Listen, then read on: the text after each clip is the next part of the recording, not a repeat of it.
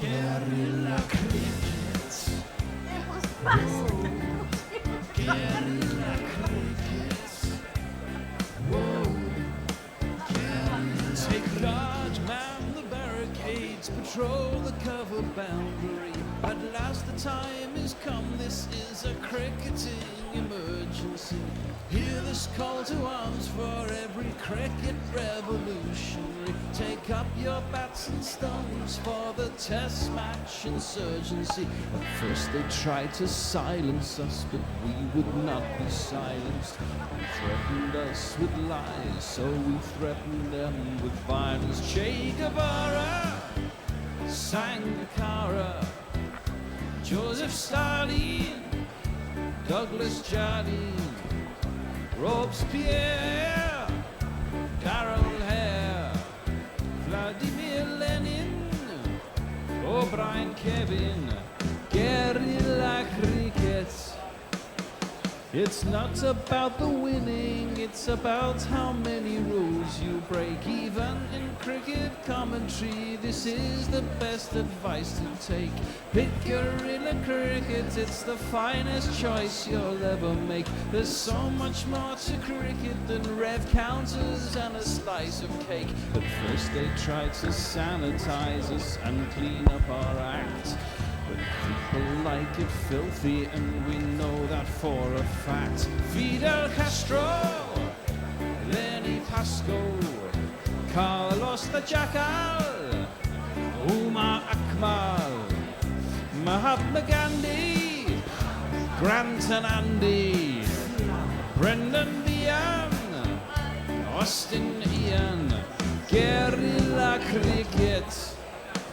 Stick with us, cause you know we're not the kind of thing that you see on the TV and the radio. So vive la revolution.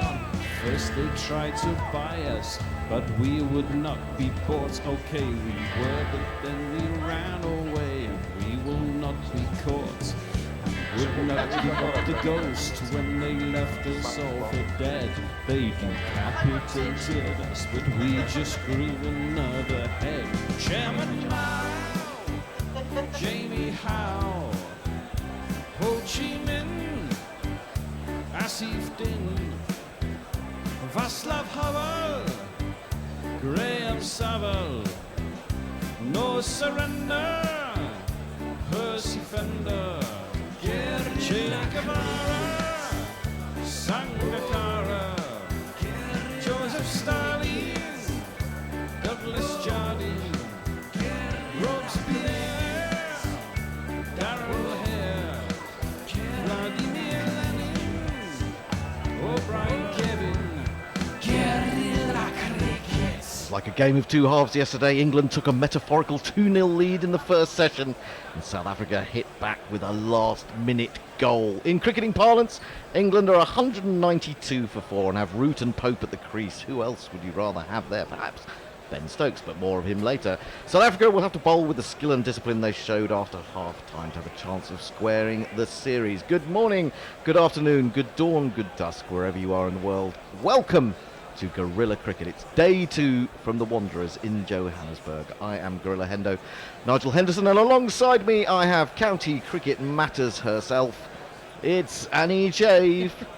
Good morning. Be very afraid she's had a rum overnight and is perhaps not at her best. But we shall feel see. a little bit on the dodgy side. And on my left, preparing to have a few rums perhaps later on a cricket-themed pub crawl. That's why he's leaving us, listeners, to go on a cricket-themed pub crawl. And I have to say, if you're going to leave us for any reason, that's probably the best one. We will be hearing more about that from Roger Pineapple himself. Good morning. Good morning, Andy. Good morning, Annie. Hello, cricket world. Good morning, good morning. And I see that you brought Ben Stokes' latest autobiography. It's so up to date. The last paragraph is "fuck off, you specky cunt," something along those lines. But never mind. We shall be finding out what the ICC say about that later, and it should be fun and games. So England 192 for 4. Happy with that, Rog? Happy with that, or did they just underachieve a little bit in that second session? Perhaps. I think certainly getting Stokes cheaply was a big moment in the match. but Pope came out bristling, and as the screen shows that beautiful Cranley school-educated redhead. I think, having won the toss, England 4 down. Okay, it was a truncated day, 190 odd for 4. They'll be happy enough because I think the 100 partnership from the openers is very encouraging. That helps. England just in front. I think Root and Pope are in. They're going to have to start again this morning, of course. And yeah, no, I don't know. What do you think? I don't know. What do you think, Annie? I don't know. Ask that person beyond you. What do you think over there? What do you think, Annie? Well, I think this partnership is key. I think it is. I think it is Rob. I think it is Rob Key, this partnership. I mean, if they were to lose 2 early wickets, then suddenly South Africa are right back on top, are they not? I'm really, really chuffed that we got a really decent opening partnership, and we have for this series. Yes, indeed. It was something like 71 innings since we had a 100 partnership between the 2 openers for England. Something ridiculous Something like that. crazy like that. We shall jingle people up. Buren Hendricks looks like he's going to open proceedings for South Africa. We'll come to your tweets in the not too distant future, and we shall tell you about the GPL. Buren Hendricks bowled a lot better when he came round the wicket to the right-handers yesterday, I thought. He looks a decent, I was going to say decent prospect. He is 29 already. Should we jingle him?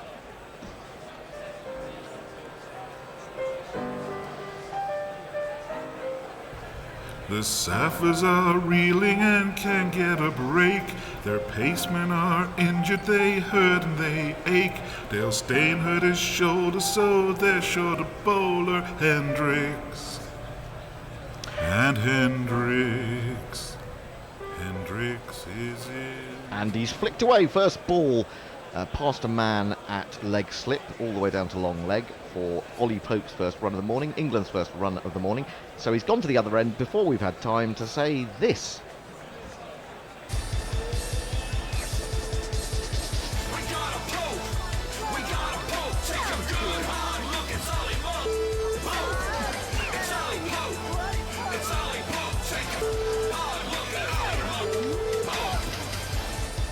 City military would be much better if they sang that at the beginning of the day instead of bloody Jerusalem, wouldn't they? It's Ollie Pope. I mean, that would really scare the South Africans. Buren Hendricks in bowls, hits the pad of Joe Root on the line of leg stump, probably going down the leg side. Very full delivery. And there is no run. 193 for 4. I should tell you, we hope to have a massive exclusive here on Guerrilla Cricket later, because part of the pub crawl is being partaken with. Being run, but being led being by. Run and led. Devised and led by none other than Ollie Pope's former RE teacher. I want to find out whether he's a good holy Pope, and we should hopefully talk to him later. Hendricks in short and chopped over the top, up and over really, deliberately by Root. I imagine there's someone out there at deep point. It's Patterson having to run round to his left, and so they are slightly on the defensive to start with. They got back for 2 runs. Root goes to 27, England 195 for 4. And let's have a jingle, actually. His voice is high-pitched and ginger hair like a pict, but massive runs he has hit, so there's that. Introduce yourself. Joe Root. Introduce yourself. Joe Root. Introduce yourself. Joe Root, actually. It's a sequel to Love, actually. Joe Root, actually. A slip, a gully, forward short leg. Hendricks in. Oh, that's swinging, but it's swinging down the leg side. And Root can't lay bat on it. It's too far away from him and taken by de Kock. And that's the end of the over. I imagine we came off halfway through an over because we've only bowled, 3-4 balls this morning. And that is indeed the end of the over. 195 for 4. Any tweets, Rog? Yeah, just like a lot of things I say, there was a grain of truth in that. He's actually his English teacher. English. We'll be talking to his English teacher. You're not so interested anymore? Well, I'm interested, but not quite as What are we interested. going to ask him? Sorry about that. You know. Well, we could ask him what his comprehension was like. We can ask him If he good could grammar, spell. good grammar, spelling, Yeah. absolutely. Sentence construction. Yeah. That's all for you after 2 p.m. our time, so stay tuned for that. Linux Lou, good morning, you sweary defective blowers clones. That's us.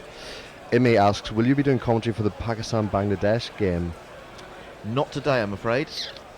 I'm afraid to say sorry about that. We can't. There's only a few of us. There's not. We don't.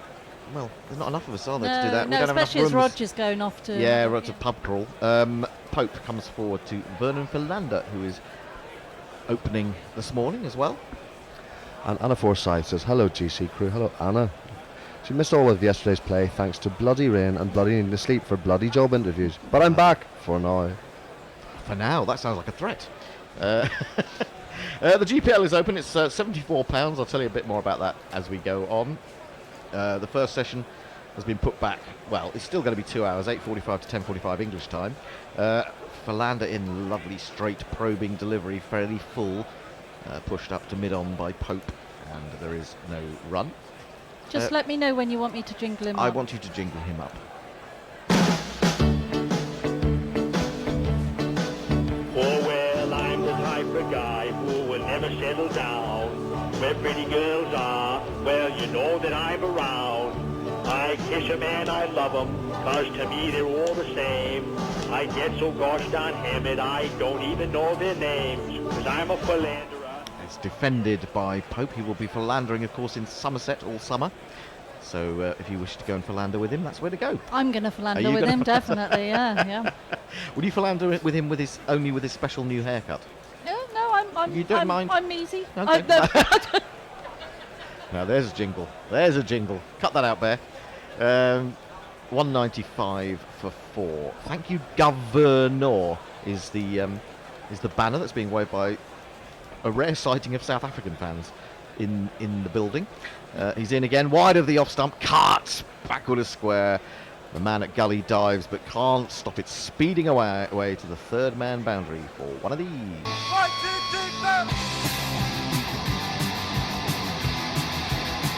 So, questions for Ollie Pope's English teacher. Send us your questions for Ollie Pope's English teacher, and we'll be putting those to him later on. He may be a little bit squiffy as well, so we might get some really interesting facts about the Pope. Juicy Pope stories. Juicy Pope stories. There's plenty of those. 199 for 4.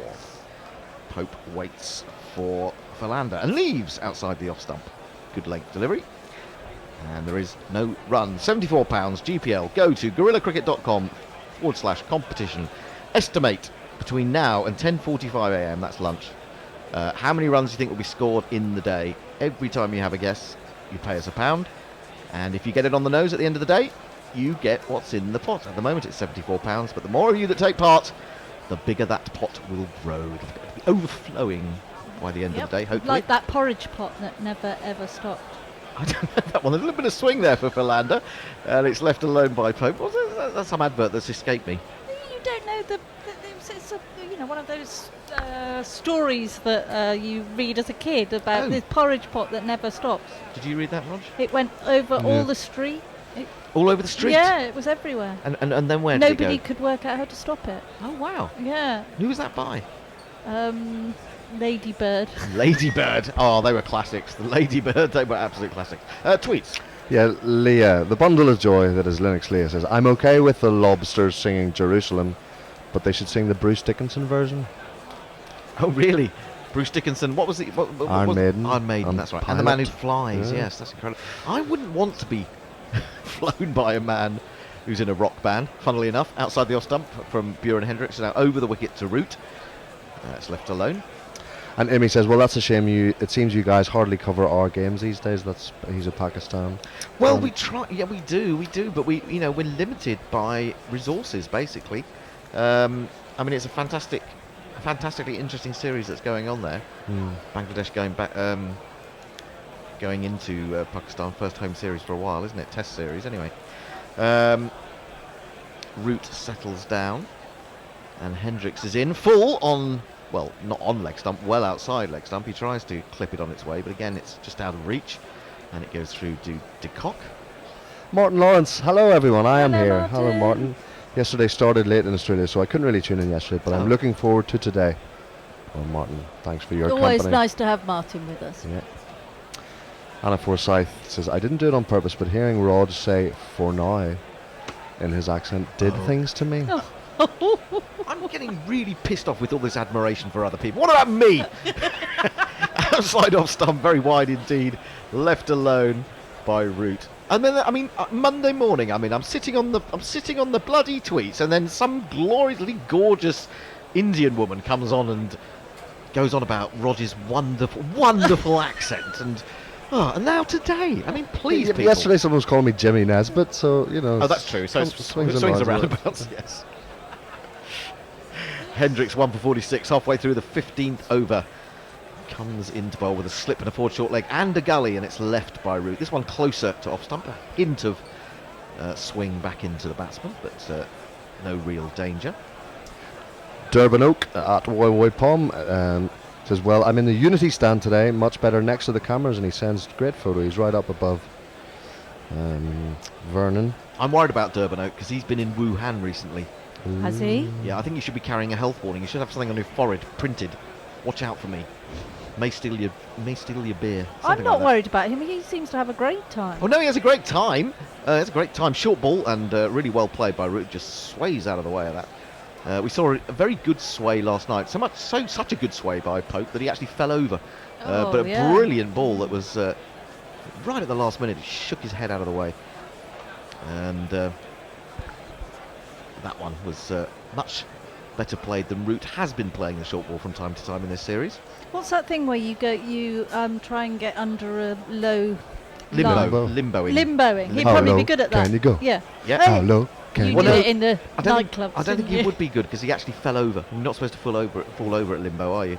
There is a leg gully quite deep, almost a sort of backwards square leg, as Buren comes around the wicket now. This is probing around off stump though, and Root just calmly drops it into the offside, and that is the end of the over. 199 for 4. It worked, Hendo. You went fishing and you got a catch. It's Messi Jez. Messi. Says Hendo, we all love you. We just didn't think it needed saying.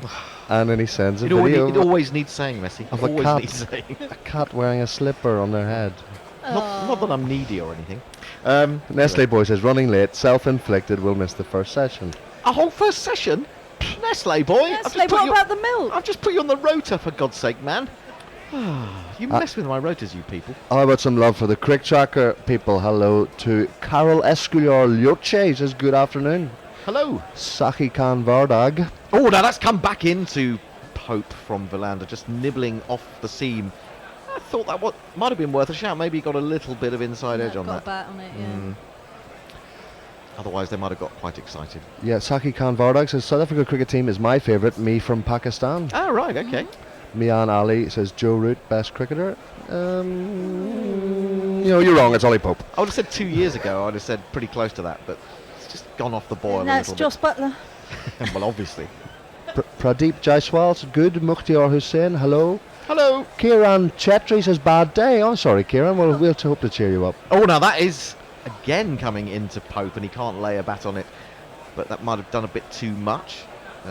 It's a good probing middle and off line here from Verlander, and we're seeing the countdown on the DRS, but Faf is showing absolutely no interest in that. But this is good from Verlander. Just a little bit high, isn't it? A little bit high. He's certainly getting it to nibble. Another sort of slightly overcast morning at the Wanderers. And it's a Saturday, isn't it? Now, there should be more people at the ground on a Saturday. Where are you all? Verlander in again, flicked away this time. Just got a little bit too straight, as they say. Should get a couple down to Buren Hendricks, who stoops to grab it one-handed, which is a little bit risky. Could have easily escaped his grasp and gone for 4, but they've got back for the second. England's 200 is up. 201 for 4. Root 27, Pope 29. A few more correct trackers. Nandu Bagel, Dormes Vagela, Bansi Juden Sui, Rabi Pradhan, Sangam Gupta Chef. Any relation to Cookie? Virat Pavan, Manoj Kumar, Hardik Rathod, and Pub Khan. Hello That's to you. Brilliant. It's great to have you along. Oh, that's a horribly mistimed drive from Pope. You don't often see him mistime the ball, but that was a little bit early on that. And I'm thinking about this pitch as well. Okay, we've got a softish ball or a softer ball, 57.5 overs bowled. But even now, South Africa are tending to put their close fielders not in the slips, are they? They're not expecting the carry that maybe we had first thing yesterday.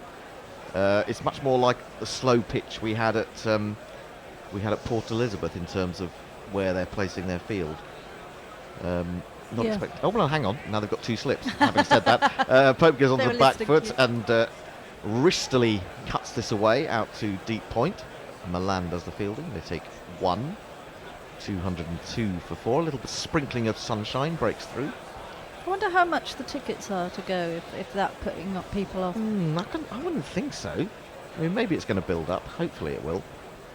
Maybe it's this general malaise that's around South African cricket at the moment. It's a big ground as well. I think it's massive, isn't it? It's big. I mean, it's not MCG size, but it's plentiful. 2 slips of gully, extra cover mid-off, deepish mid-on, mid-wicket, fairly straight, and a long leg. Also a deep point out of picture, as I'm looking at it. Root has come down to face on 27, and Philander comes in to complete his 15th over. Root onto the back foot. He wants a single, but Pope says no, and probably right. Bavuma is swiftly moving round from gully, and that is the end of Philander's 15th over. Get some gratzes with us, I guess. Any cricket-themed pub crawl will end with no driving and a lot of runs dribbling down leg side. Well, what an image. I'll report in on that. Durban Oak, yes, I was in Wuhan in November, feeling a bit stiff for a cough. The seafood was good. Oh, don't say that. No. It's the seafood. It's the seafood market that was the problem. Airplane film. Anyone who had the seafood died, didn't they? That'll have cheered him up. Killing off. You can't kill off our audience. We need the likes of Durban Oak. Hendricks back into Pope. He lets that come really close to him, and it wasn't actually that wide, but he's used those wrists to direct it beautifully away through the gully region and all the way to the boundary for one of these. There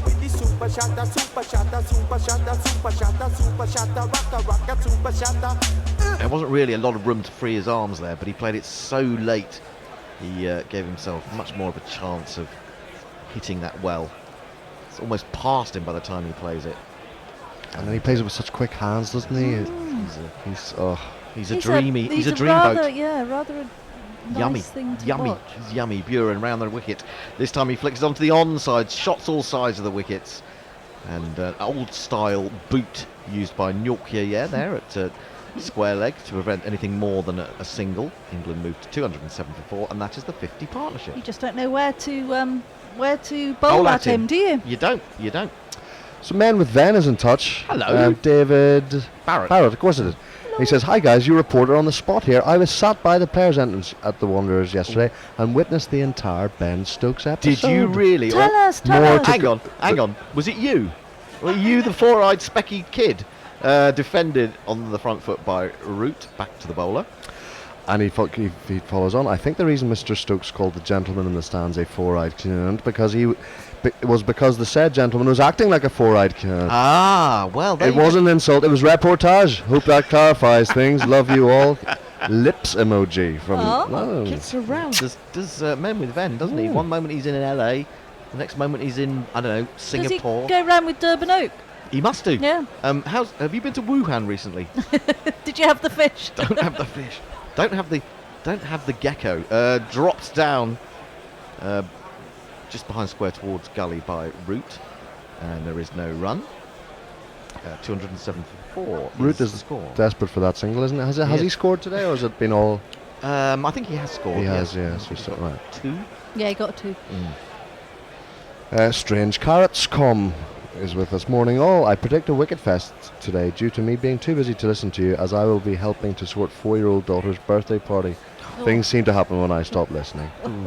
Put it on during your 4-year-old. Exactly, they might learn a few things. Hendricks in outside the off stump. He is looking for that single. He's going to get it this time, but Bavuma is rapid and he's got fast hands. He threw that in, a real whip, and Pope, to be certain, had put the dive in. Difficult to see how close that was. I thought he was going to be safe anyway, but maybe not. Let's have a look at it from side on. Root goes back, drops it down, comes, a little bit of hesitation. I think he'd have been okay. Actually nearly got it on the head as he went full length there. Was it a necessary single? It wasn't really, was it? It wasn't really, but... I wonder who called it. Who do you think called it? I think Pope responded. Right. This one comes into Pope, and he plays it to the man at short leg, Milan, and Milan has grabbed it so quickly. He was threatening to throw the ball back at the wicket, and maybe Pope had just fallen outside his crease, but in the end he didn't let go of the ball. It's the end of the over. It's 208 for 4. Durban Oak does say the attendance is piss poor here. I think there are a lot more England fans than SA fans. tight-fisted Saffers. Well, how much was it? How much is it, Durban, in rand? And I don't even know what the exchange rate for rand at the moment is, but if you can give us some guidance on that, it would be interesting. I mean, it's a terrible shame, isn't it? Mm-hmm. I mean, it sort of undermines our argument, Annie, about Test cricket, doesn't it? A little bit. That other countries are just sort of falling away or falling out of love with the game. Well, they need to sort it out. They don't do. They, They need to sort it out. They need to sort it out. They need to make tickets cheaper. Well, do they? This is the thing. We need to find out what the tickets Yeah, are. they're probably only like yeah, £3 or something. Yeah, probably not that expensive anyway. Any more tweets, Rod? Yeah, Anna Forsyth Swiftly on. wants to make sure that Annie, that you saw that beaut shot of Joss on the balcony. Oh, I did. I did a little sigh. With his hair all messy. He did look nice. Yeah, he did. But why did he have to swear to Vern? I didn't like that, Annie. No, I didn't like that. I haven't seen you since then. No, I didn't like it. No, but you know, he's got this little soft image. He's got to shove that away. No, It'll I be know. harder. Philander then into Root, and this one just nibbles back, keeps a little bit low. He jabs it out. Philander stands there pursing his lips as if to say, ooh, that nearly got through you. There's some enormous insects attacking Joe Root. It's absolutely huge. It's almost a drone.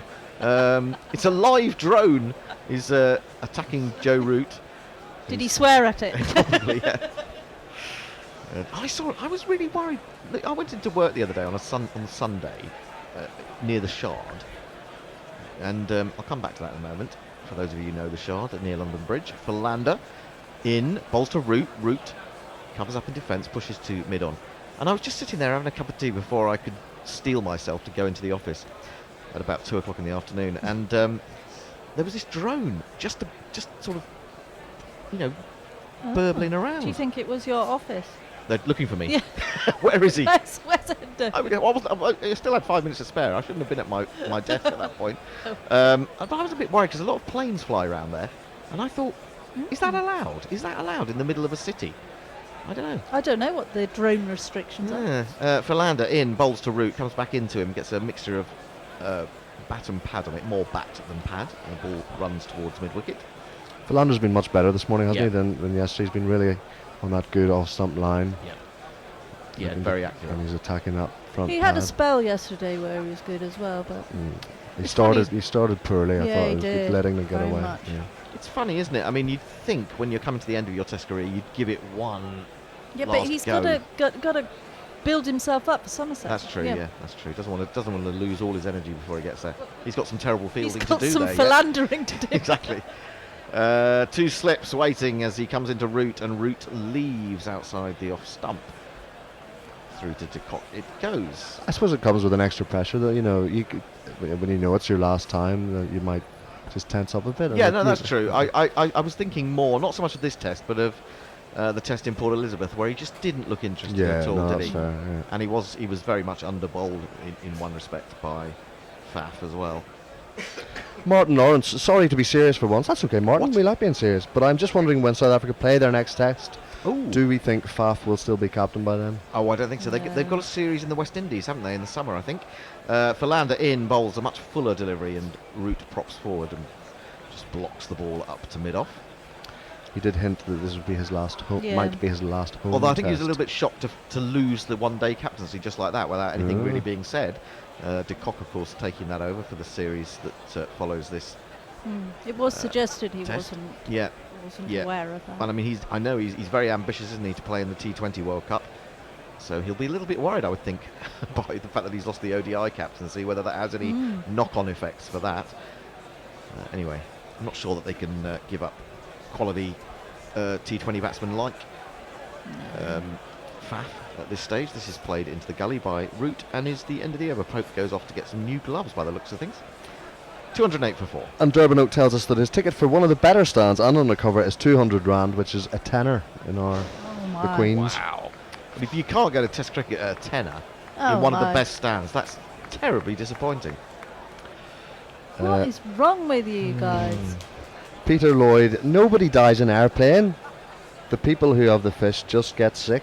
Oh, yeah. Oh, That's true. sorry, they don't die, they just get ill. We've just lost the picture, Bear. We've lost the picture, Bear. James We're back. Humberstone is having a unique guerrilla cricket experience this morning, listening on English time for a change in my dad's living room in the Lake District with Oh, how Sky lovely. TV muted, of course. And, well, he says, lovely. The 2 Lake- exclamation mind you, marks. The Lake District in January, Oh, perhaps no, not as lovely. nice as the Lake District in spring, perhaps. Hendricks round the wicket to Pope. Pope drives a little bit on the up, but straight to Elgar, who then whizzes the ball back. A lovely sidearm throw that is a direct hit. But fortunately for Pope, he'd gone back into his crease. A little bit of Surrey bants there from Pope Yes, and Elgar. that's probably true. So, what are we looking at? We're looking at root strike points v seam comparison between third test and this test. And he's getting forward, I think would be the message. Getting forward more in this test. That would be what I would take from that. Well, What are you looking at? What have you spotted? Round the wicket again, Buren Hendricks. Short, up and over from Pope. Oh, now, what happened there? There was a man at backward point and he threw himself at the ball. Patterson, I think it is, down there.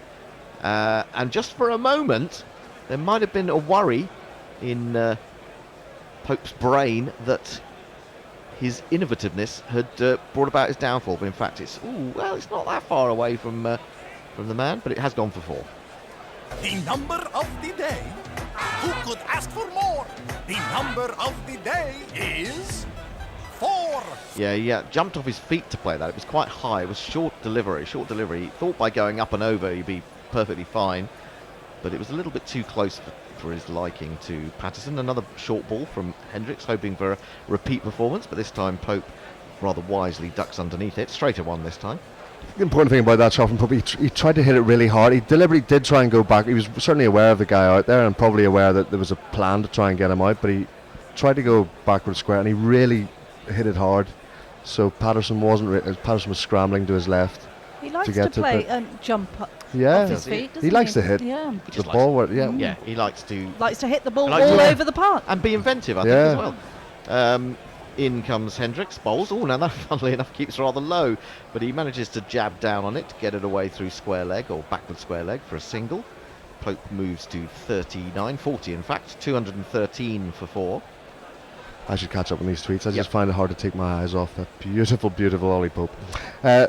Message says, there's been lots of talk about ABD coming back to SA for the T20 World Cup. Frankly, his form in the BBL today wouldn't see him selected. Currently struggling again with 11 from 14. Oh, only 11 from 14. I would have dreamt about that scoring rate when I was I love AB though. Yeah, I mean, you wouldn't say no to AB if he made himself available, would you? I wouldn't have thought so.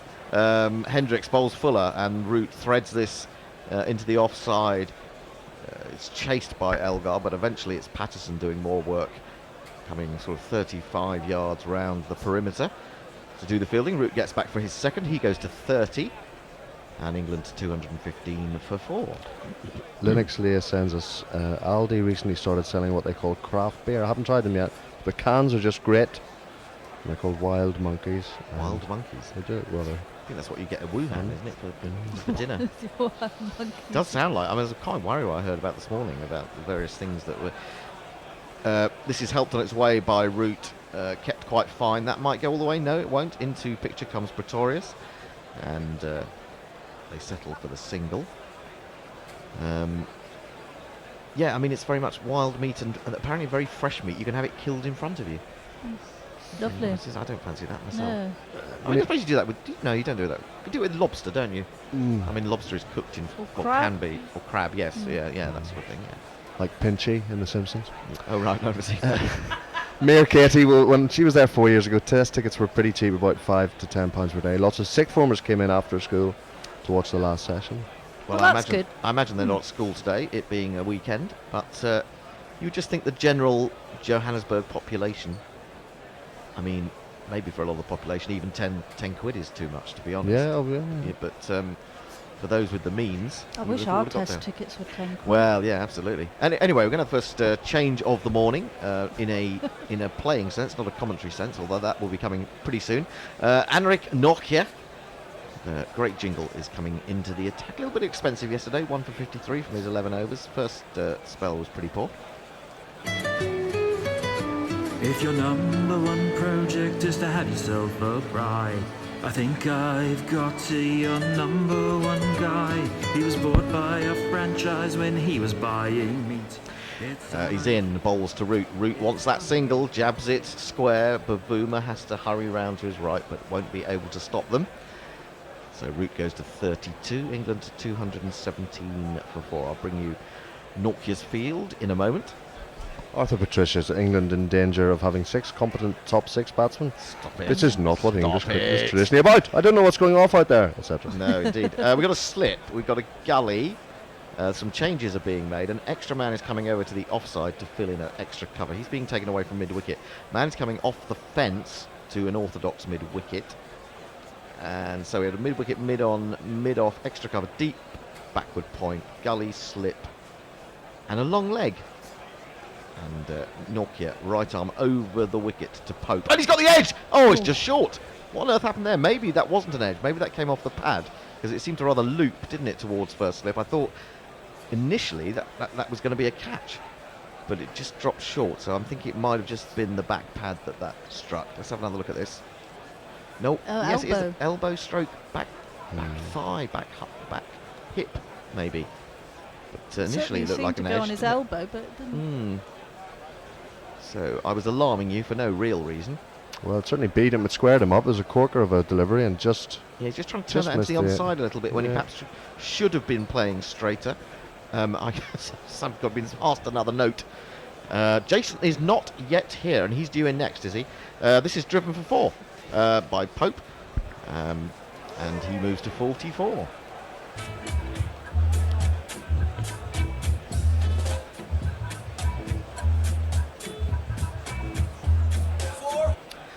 So Lovely straight drive. This. He just leans on one where Nortje...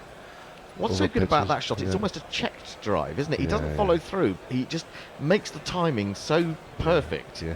that he doesn't need to follow through. Yeah. He's... Yes, He's a lovely to dreamboat. watch. He's a dreamboat. Roger's beside himself. Knock your bowls, and this one is tickled away into the onside up to Pretorius running round from mid-on. And they take another single. Pope goes to 45. And England are 2 for 4. Who else is coming in then? You and the bear. Who wants to stay on? One of you two. Fight. I'll stay. All I'll right. stay. Earn my Do pub you crawl. earn your corn. That was a good fight, wasn't it? Oh that yeah. one? What region is the pub crawl happening in? It begins in London Bridge, sort of London Bridgey, Which and pub then. in London Bridge? Well, shall I reveal the? You reveal the I'm gonna first name pub. I'm gonna name the pubs, and you tell us which cricketers that. The Barrow Boy and Banker. Yes. Not quite. It is not nice. This is forced backward a square to gully by Root. There is no run. So yes, for the listeners, my cricket team was going on pub crawl today, organised by Mr. Gordon Neal, the English teacher at Cranley School, and he suggests we start at the Market Porter. I see what he did there. Yep. Market Jamie Porter. We then move to the George. Oh, the George. I like the George. Old-fashioned pub, that. George. Oh, the George Headley. Flicked away through square leg, in fact down to long leg by Root. That's the end of the over. And before I go, I want to hear one more pub. Well, he actually went with Bailey, and then one of the team came back in and he goes, we'd rather go for Dockrell. He says about George Bailey, my teammate says, never trust a man whose grin is wider than his range of shots. Oh, about George Bailey, which I like. Nasty. All right, we can carry on with that discussion. Yeah. We'll, I'll just put some some- marketing information. Well, yeah, go on. Alternative cricket commentary. Bringing you laughs, bringing you jingles, bringing you joy. We are gorillas. We need your...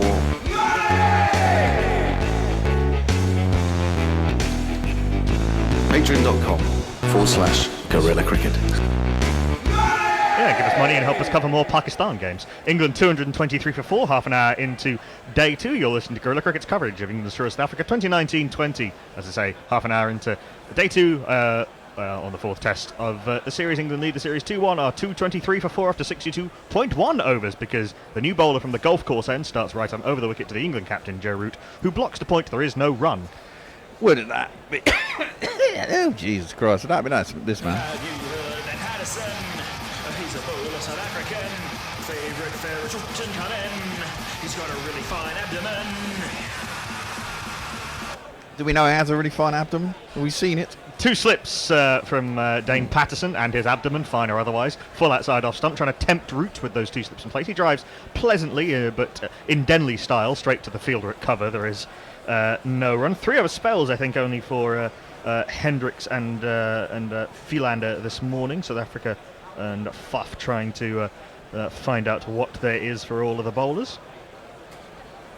At one point, Philander yesterday bowled a 3 over spell, then a 2 over spell, then a 1 over spell. As Patterson's in widest outside off stump, wobbles out, wobbles in, 2 wide of off stump, left alone through to the keeper. There is no run.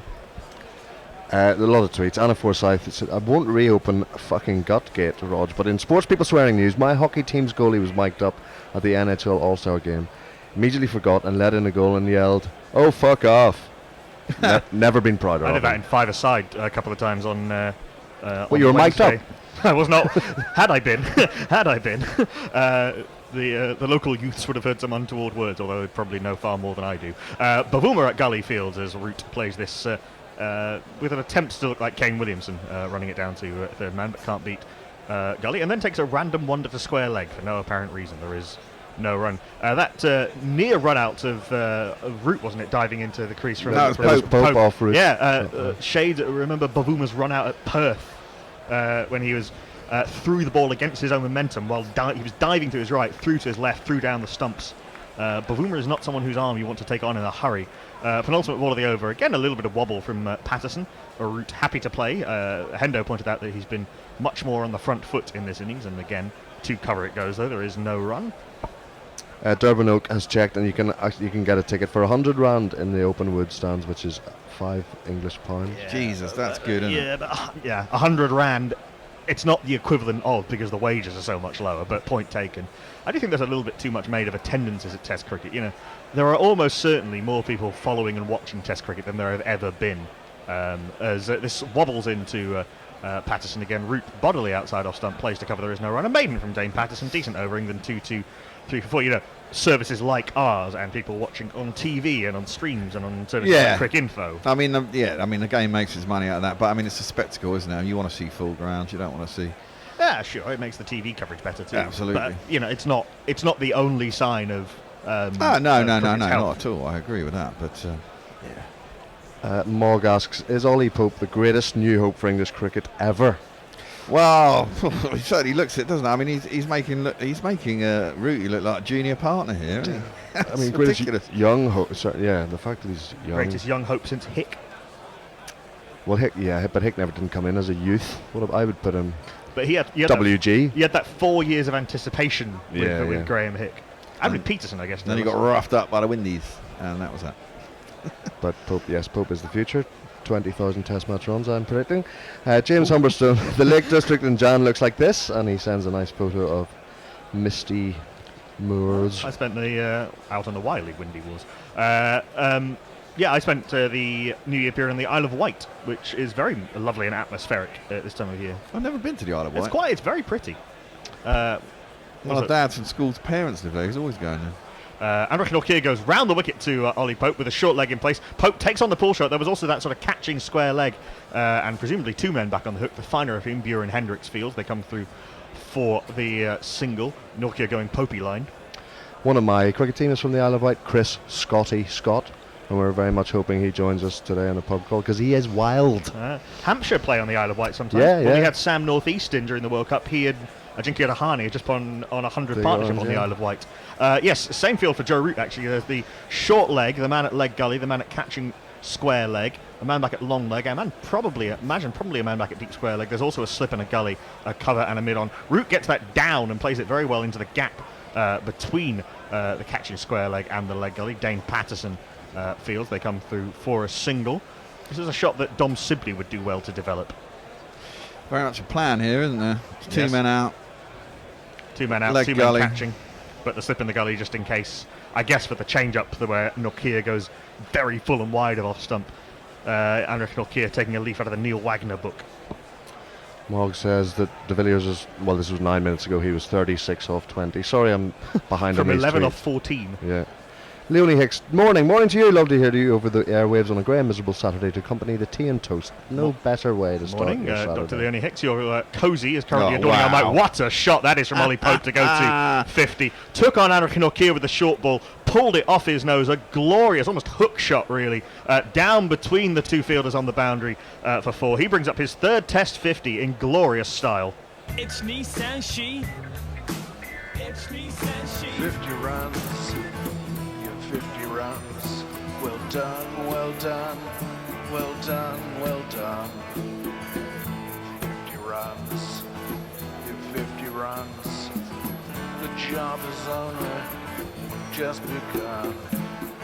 One of those 50-plus scores was, of course, the 135 not out that he scored in the last innings at Port Elizabeth. So he's got, that must be his 4th Test 50-plus score. Got a Test average of over 50 now, hasn't he? So he's passed 50 4 times in his last 5 innings. Ollie Pope. It's been a very sprightly innings indeed, off just 61 balls with 8 boundaries. Oh, he's almost been caught at leg gully there. He's clips this one, very fine Nokia back over the wicket, and a good stop from Russivan Dussen at leg gully. He rolls there is no run. Nokia up to 92 miles an hour. He rolls those wrists well, though, doesn't he? Gets that right down into the ground. Yes, very good. Classical hook shot. Jen Rowe says the source of the virus is said to be snakes. Well, that's what I heard on day 1, and then I heard bats on day 2. So, you know, I mean, it's been going around for a while, hasn't it? But I mean, in the latest hysteria, I heard snakes on day 1 and bats on day 2. So. Snake flu. Well, yeah. Nokia in good delivery, tight to off stump from Ollie Pope. He takes a good single up to mid on. Dwayne Pretorius is a little bit slow to respond. Joe Root was not, though. He come through for a single. The busyness of Ollie Pope at the crease and his disinclination to let dot balls go is really impressive. Well, it reminds you of Root when he first came into the side, doesn't it? I mean, yes. You can't slow him down in that way. Yeah. Or tie him down, rather. Get some grat says Ree Hendo feeling left out of the compliments. You listening to this, Hendo? I liken gorilla cricket to a sandwich. You need the bread of Hendo and Bish. He's not bread, he shouts out. Bread of Hendo. Oh, dear. Root takes on the pull shot, gets it right off the toe end, and he's lucky he didn't time it very well. It bounces well before Dane Patterson coming in from square leg, but unlike Pope waiting for it and rolling the wrists, Root was a little bit early on the stroke and was a little bit lucky. Faf throws his head to the sky and curses his luck. Root gets a single. And he goes on to say, nice to have a tasty Irish filling or any chave relish. But bread is the essential part, depending on the bread. And bread can be sexy too. And a bad sandwich can be ruined by bad bread. Oh, yeah. Indeed. Well, my friend started cooking bread the other day. He cooking bread? Is that the word? Well, making bread. And he gave me a couple of loads of homemade bread last week. Last ball of the over from Nokia. Faster bouncer this time, better directed. Pope ducks. Through to the keeper it goes, there is no run. England 232 for 4, and we now go back to cooking bread news. And it was very tasty, man. Made me a sourdough bread. Lovely. And another one. They should set up the shops and guilds and stuff, you know, bread cookers. The bread cookers. The bread cookers. Yeah. Bread ovens. The bread cookers' arms. Speaking of which, we want to hear more about the cricket. Okay. Yeah. Okay, we'll do them piecemeal. The next 2, then we move on to the old King's Head. Fill the blank. Well done, Knuckle. And you'll get this one. Then we go to the Gladstone Arms. Oh, very good. Friend of the show. Gladys. So that, and then we take the tube from Borough to Moorgate. More on that after these tweets. The Beijing Dunks literally just tuned in to hear the good news. Then alarm from Pope's elbow. Don't worry. In comes Patterson again. He gets that sort of wobble out and wobble in. It's a nice delivery that Patterson bowls. It's tempting route outside off stump. It is slow, but it is. I think it's a good line to root because he does play out there off the front foot. He plays up to mid off. There is no run. If one of them might just misbehave and just hold its line a little bit and take the edge, or he might chip it to cover. At least he's got a plan. Crystal Balls Cricket is with us.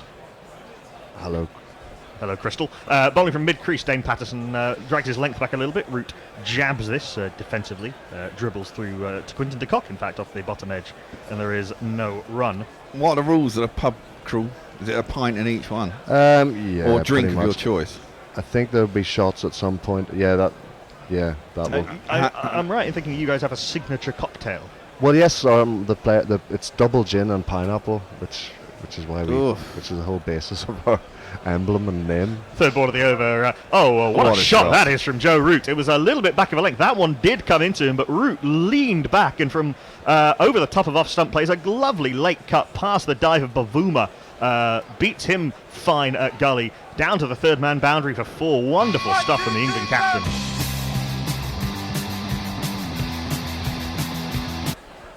That's Root's best shot of the innings by a mile. That came back in a long way. So how many pubs and how many drinks are going to be consumed? Well, there's 9 listed pubs. Okay. But then we'll probably finish in the Players Theatre Bar, which is where we base ourselves. In comes Patterson, fuller delivery. That one lifts off a length a little bit. Root looks a little bit uncomfortable, and then makes the signal to Ollie Pope for that one lifted a little bit. He defends it solidly enough down into the leg side. There is no run. I think they can get a 350, 370 on the board with the. I don't think this pitch is going to get that much better. No, well, I was just about to say, I think it's going to get a lot worse. I mean, this is only 64 overs into an innings. Essentially the first innings of the game, and there's been a few that have kept a little bit low, a few that have jumped. You can imagine after 2 or 3 days this pitch could be quite capricious. In comes Dane Patterson, short ball. He's not really quick enough to bowl those, and Root picked that up very early, but Anrich Norkia is forward of square on the leg side boundary, so it'll just be a single. He's basically bowling that in the hope that Root spoons it down his throat, but he didn't. Root moves to 40, England 237 for 4. There was Pope asking, I'm trying to read his lips there, was he asking Root, is it swinging? I think it was, obviously not that last one, which was a bouncer, but... It's a little bit of wobble. Yeah, I think that's reverse swing, maybe? Saw Philander get 1 to go. Last ball of the over from Patterson. That one does come in a little bit, and Pope tries to play the shot that Root played, that sort of backward cut, but Bavuma does well, rolling to his right at gully. There is no run. How many overs gone? 65 overs gone, England 237 for 4. Keegan Peterson, the sub-fielder, is on the field. He was on the field most of the day. Who is off? I haven't noticed. I'm keeping up. There's so many tweets coming in. This was from 10 minutes ago. Johnny Price asks, what is your best England 11 since the Atherton era? Can he improve on this? Well, it doesn't have Pope in it. Price. Mr. Price. Price. So, but it's thank you for your... I don't have time to get onto that. I'll come up with one in the green room when I'm next off. All the greats. Beijing Ducks keep Pope at 6 just to piss off Mr. #Onon Vaughan and keep England batting like a well-oiled boycott wet dream. Norkia over the wicket. That one lifts from a length and Root has a fiddle at it. Luckily for Root, he was absolutely nowhere near it. There's not really much mileage in playing that sort of fiddly stroke, where the cut he played off Patterson was a proper hard backward cut, but that was wafty. He's beaten though, there is no run. I agree, keep Pope at 6, let him settle in, let him get the body of work behind him, and then slowly he'll move up the order. I think the parallel here is Asad Shafiq for Pakistan, who was at 6 for a long time, batting behind 2 very experienced players in Musbah and Yunus, and Azhar Ali, and was enabled him to know his game really well. Norkia goes wider on the crease.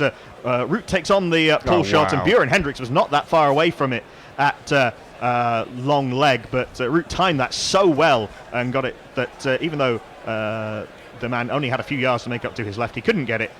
Root picks up 4, moves to 44. Lovely shot. 2 + 2 is our man. And yeah, Arthur Shafiq, there were calls to move him up the order because he was performing really well. Only he equalled Gary Sobers' record of hundreds from number 6, but he was doing more good for Pakistan there than he was higher up the order. This is full on the toes of Root from Anrich Norkia, who's been a little bit all over the place in a couple of his spells. Single out to Bjorn Hendricks. They come through for the single. As I say. Gitson Gratz says legless before Weatherspoons. I like it. We won't be doing any Weatherspoons. No, you can't do Weatherspoons. Dreadful place. Exactly, and the man who owns it's a twat. Spit the Dog at Cave Llewellyn says pubs in London. The Four Nuns, ever been?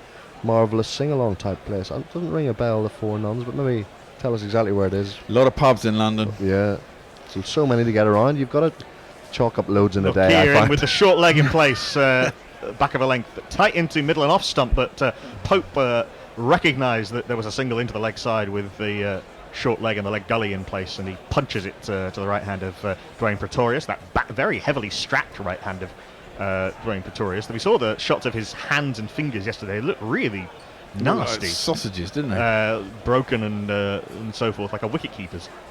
Pope takes the single, moves to 52. You wonder how he's going to do when he bats as well. I mean, surely it's still broken, isn't it? I mean, the fact that he's still got that strapping He on. had the strapping in the first test of the series. Yeah, but then he got hit on it as well, didn't he, or something? Yeah, he did. Can't be very helpful. No. Nortje in, full outside off stump, and Root plays this to Peter Milan, who does well at cover point. There is no run. Milan did drop a catch yesterday off... who was that off? I think that was off Crawley? Was it? It would have been an absolutely astonishing catch, diving full length to his right at cover point. Yeah, I think it was shortly before he got out, wasn't it? It would have been one of the catches of the last couple of years. Nortje in, last ball of this over, and that's delicate and beautiful from Joe Root. Leant back and just helped it up and over the slip corner. One bounce for Root, moves to 49 in wondrous style. Andrich Nortje is going for runs.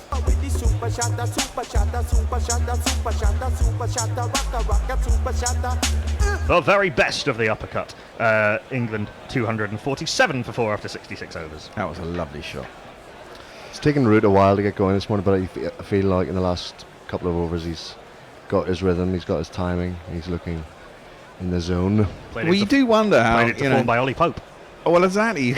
You wonder if Ollie Pope is kind of showing up some of the older boys a bit with his fluency.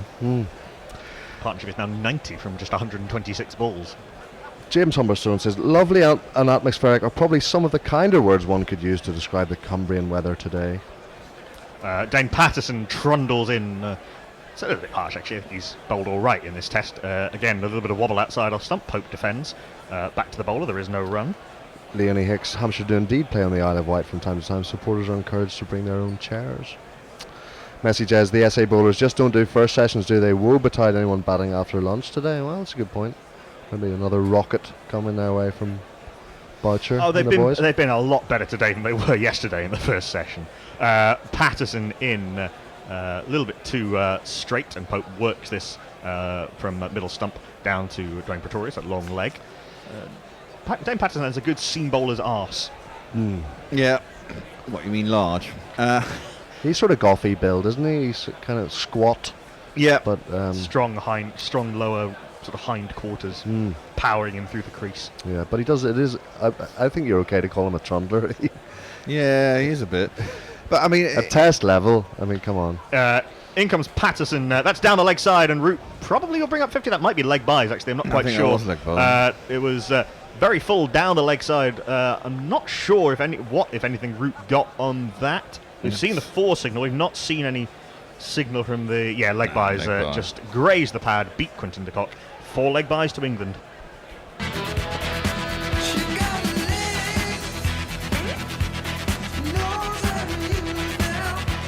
Leg buys. Misdirected from Dane Patterson, and with his lack of pace that we've been talking about, he cannot afford to in line. I think there's 250 up in no time. Yeah, they've scored. I mean, this is the problem. If they have a bad session here, this.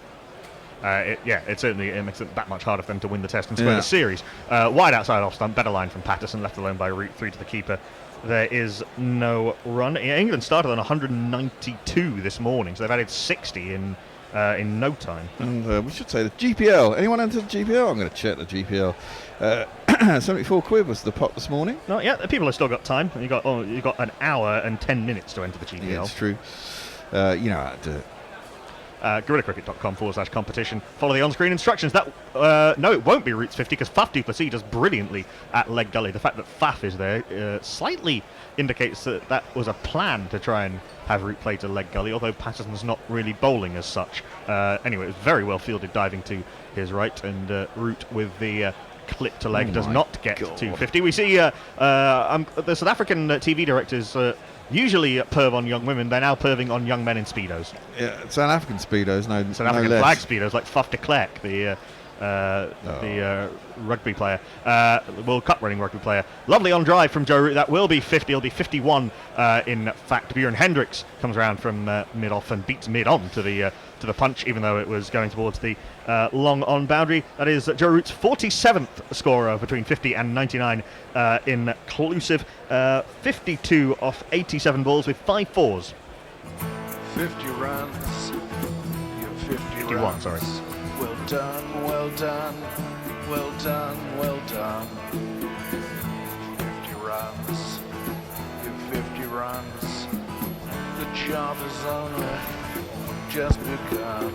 Speaking of men in Speedos, did anyone see the news the other day? There's this guy called Speedo Mike who is walking around the UK currently in a pair of Speedos with Everton on his arse.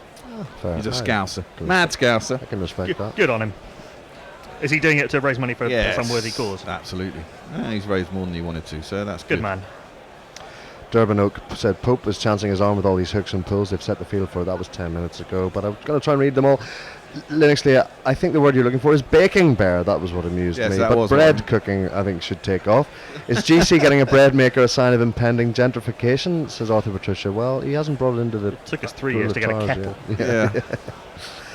The Beijing Ducks, we have our own special drink, the Duck Fart. Ooh. More on that. Under Nokia full outside off stump. Pope drives very pleasantly.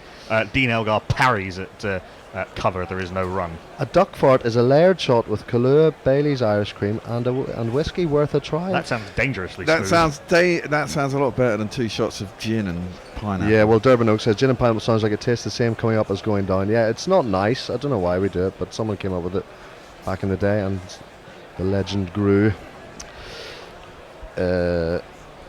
Gits and grats. Not forget the current others. Always good to have a nice juicy bear steak and a drizzle of knuckle masala. Culturally appropriative, but nice. Full outside off stump and Root defends again to Dean Elgar at short cover. There is no run. I do like my spice in my food. Me too. Durban Oak, I reckon 400 is needed here. The pitch is a road. It's not really a road. Not sure about that. I don't know about a road. I think it's gonna get. We've seen that it's not. Once you're in, you can score quickly, but it does take a little bit of time. Who's calling it this time? Nearly 100 partnership between these two. Messi Jazz sells us ABD got 71 from 37, dismissed in the last ball of the innings. The last 60 from 23 balls. As this one wobbles in from outside off stump, a slash really from Joe Root to Peter Milan on the cover boundary. They come through for a single. He moves to. It's in the middle of the over. Of course, 3 balls left of the over. He moves to 52. Sorry, that was Ollie Pope. What am I talking about? A.B. de Villiers. I mean, you've run out of superlatives for the guy. I mean, just an astonishing cricketer in all formats. Well, I don't really see him anymore because I don't watch the big bad. I'd much rather watch him in whites. So, yeah, of course he's fantastic, but he's sort of, as he pursues... He may be back in South Africa in prettier colours come the T20 World Cup. Yeah, I suppose I'll watch that because Ireland are in it. Certainly the first bit, anyway. By slightly circuitous route. Root defends this from off stump to short mid wicket. There is no run. That was a great tournament, that T20 World Cup qualifier. Yeah, it was fun, wasn't it? Yeah. James Humberson says, John Humberson and I watching in our pyjamas and dressing gown at 9:30 a.m. because if we go and get dressed, the wicket will definitely fall. This could be embarrassing when the in-laws arrive for lunch. They'll understand, James. Yeah. They'll understand because Pope, when they arrive for lunch, I fully expect Popey to be 184 not out, and I want you to watch every ball. That's a lovely, cosy domestic scene, isn't it? Yeah. Full outside off stump, and Root fiddles this to Bavuma at point. They set off very quickly for the single and get it pretty comfortably. Root moves to 52. South Africa have got to do something to just stem the flow of runs here. 134 not out. That's a bit ambitious. Spit the Dog says, Google Earth, enter any address on the planet for a street view of said address. Okay. 2523 N Street, Sacramento, California. Currently snookered on my couch. Well, I will. Who are you spying on? Yeah. Snookered. It's not a word I know, but it's... Ollie Pope with the heavy zinc cream across nose and cheeks just defends this out to Peter Milan on the deep point boundary. They gave him the easy single. He took the easy single. 100 partnership up between Root and Pope for the 5th wicket. Just 138 balls. England 257 for 4 after 68. And I've caught up on the tweets. Hey! Yay! Clint Williams, that's at Clinty from Texas. Good morning from Houston, Texas. Good Hello, morning Clint. from Houston. Howdy. What time is it Sorry. there? Well, it'll be 6 or 7 behind. 6 or 7 behind. It's early in the morning. You up all night, or are you just getting up? Oh, Clint, sorry your Texans couldn't get further in the playoffs, but it was a good run. Deshaun Watson could take you back there. Anyway, just wanted to say thanks for providing such wonderful commentary. When the alternative is Atherton wittering on about Faf's fielder placement for 6 straight overs. Well, thanks, Clint. Good to hear from a rootin' tootin' Texan. As witterers go, there aren't many better witterers than Atherton. But we'll take the praise, certainly, thank you. I'm happy to witter on about fast field placing if I can see the full field. Yeah. We don't have that. We don't have that advantage. Bit of a change. The Trundler, as Rog called him, and I tried not to call him Dane Patterson, is out of the attack, and he's replaced at the golf course end by the tall man with the bandaged hand. Yeah. I keep fucking losing his DJ. There he is. Pretorius. In comes the tall Dwayne Pretorius, strikes Joe Root on the pad, but that's way too high, surely, to be going over to be LBW shout. And Faf, I think, has talked Dwayne Pretorius out of the review. It was a good delivery from Pretorius. It came in to Ollie Pope, in fact, sorry, who's on strike. A little bit of swing and then nibbled off the seam a little bit as well, but struck Pope, in fact, possibly even on the glove and then the back pad, but so it didn't have a lot going for it as an LBW shout, but a good delivery to start with from Pretorius. Yeah, just got him on the forearm. He immediately wrung out his forearm. Ooh, yeah. Hit him well above the line of the stumps. That one wobbles the other way, and Pope, I think, has bounced that over short extra cover. It was an odd-looking shot. It rather bobbles over Elgar at short extra cover to the man at regular cover. There is no run, so instantly some wobble both ways from the tall Dwayne Pretorius. Yeah, thumped into that unprotected right forearm. That's the first delivery of the over. That's another couple of inches. That got the funny bone, wouldn't it? This one gently wobbles outside off stump. Pope leaves through to the keeper. There is no. And I thought Pretorius was unlucky to be dropped for Port Elizabeth. I think he's bowled reasonably well. He's given some control. He's got the ball to wobble both ways. He's got the odd one to lift from a length, and he's batted quite well. Yeah, the problem is, I mean, as you've got two of your seamers are bowling in the mid-70s, and Dane Patterson's not particularly quick either. I don't think it bodes well for a test side. You know, I think you need a bit more pace. I mean, it's fine having one, someone of Philander's skill or whatever, but two.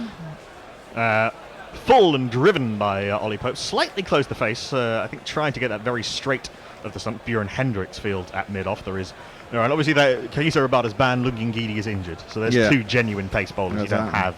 Ngidi's been injured for a while, hasn't he? He's had he got his hamstring injury in, I think, the semi-final or the last rounds of the Mzansi Super League in December, and isn't quite fit yet. Although he is in the one-day squad, pending a fitness test. Yeah, they were going on about that on the South African WhatsApp group that I'm a member of. Full outside off stump and cut by Ollie Pope. Milan is seemingly running deep point to deep point between overs. He fields out there, and Pope takes the single. They seem to think that they're implying that it's Fat Camp. Well, there's a few players in that. I think it's Tabrei Shamsi is in that sort of strength and conditioning camp, as is Sisanda Magala, who's uncapped rather. A lovely delivery from Dwayne Pretorius. A lovely swing, drawing Root forward, and Root's attempted drive results in him being beaten genuinely on the outside edge. A good delivery to finish the over. England 258 for 4, and that's drinks. Which means we should have a change, I believe. Not just drinks, but someone's carrying out there a platter of fruit by the looks of things. Very nice to be welcomed with one of those. I'll catch up in the tweets. Adelaide Barmy says, "Morning, chaps. We'd love to be on the pub crawl. Our Christmas in July crawl will have 12 pubs plus the secret pub." The secret pub, I like that.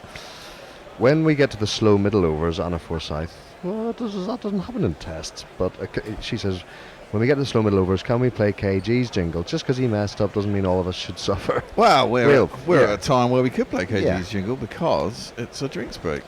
Spit the Dog says, "Sorry, that should have been snockered. Still don't know that word, but that's all right. The Four Sisters pub in Islington, not Four Nuns. Would you get it right, Spit the Dog?" Too much Southern comfort. Too much Southern comfort. Okay, let's have a bit of KG. Yeah, well, we would. Four sisters in England. I don't think I've been there.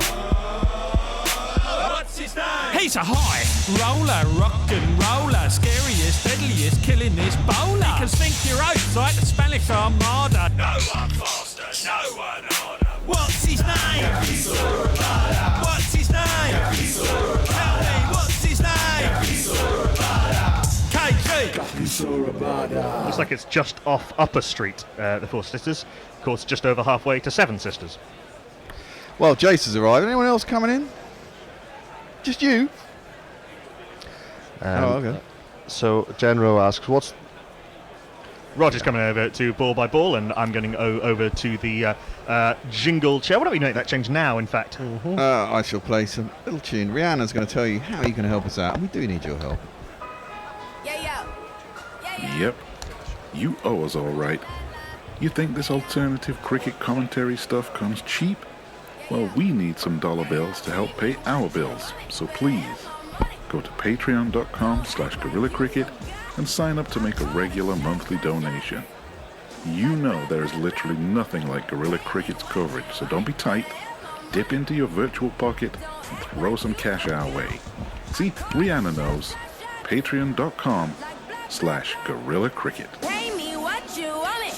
Well, if you're just joining us, you join us 1 hour into the morning session of day 4 of the second test. England leading the series 2-1 and well set here at 258 for 101, the partnership for the 5th wicket between Joseph Edward Root and Oliver John Douglas Pope, with Pope the dominant partner on 50, having made 56 of those. Joe Root's added 39 of those and has gone to his own 50 on 52. There's been a little bit happening with the ball, so in the air and off the pitch, but England have been able to score pretty freely this morning. I'm Knuckle Pandey. I'll be doing the jingles while Rog settles himself in the ball by ball chair. Jason Hiscox has just taken over on the social media. Rog, again, England bossing the opening of a day.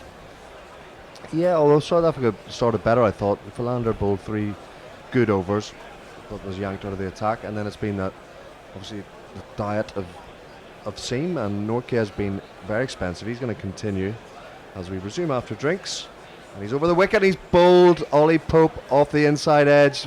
He was going to just take the ball out of the way, but what a fantastic recovery from the South Africans after this mini break, and they're super pumped up. It's a huge wicket because Pope was looking so good. He's devastated. He's gone for 56. It's 258 for 5.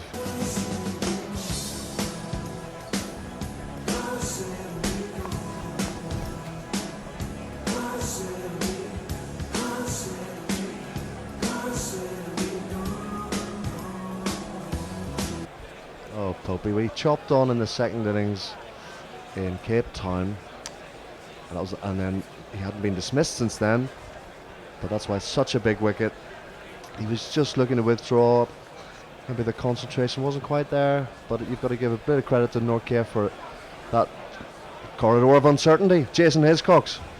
Good morning. How, sorry, man. Disappointing. It's the perfect time to strike straight after a drinks break. He's not quite switched on. He's just a little bit late on the shot, or late on the removal of the bat, and that's what did for him in the end. Rare indecision from Ollie Pope, because if you play the sort of, he leaves generally in very decisive manner, almost ponting like, where he gets that big stride in and the bat goes above the head, but on that occasion he was just a little bit uncertain, as you say, and late in making that decision, and Anrich Nortje getting reward for actually pitching one up for once.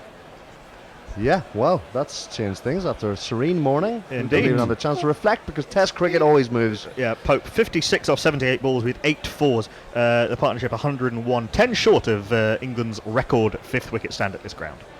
It does bring in a man who is in desperate need of some runs potentially. Yeah, the man who slightly by default and slightly by his own lack of performance has found himself with his head firmly poised under the guillotine. Prior ain't no loss, 'cause we found someone Sattler.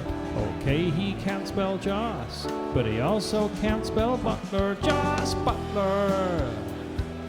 Just because he is Joss Butler. 1 S and 2 T's. Joss Butler. Hasn't yet passed 30 in this series. Although I think some of those innings are probably more valuable than the well, some of them were the just run slaps. His first ball is left comfortably. It was a bit wider and died through to the keeper.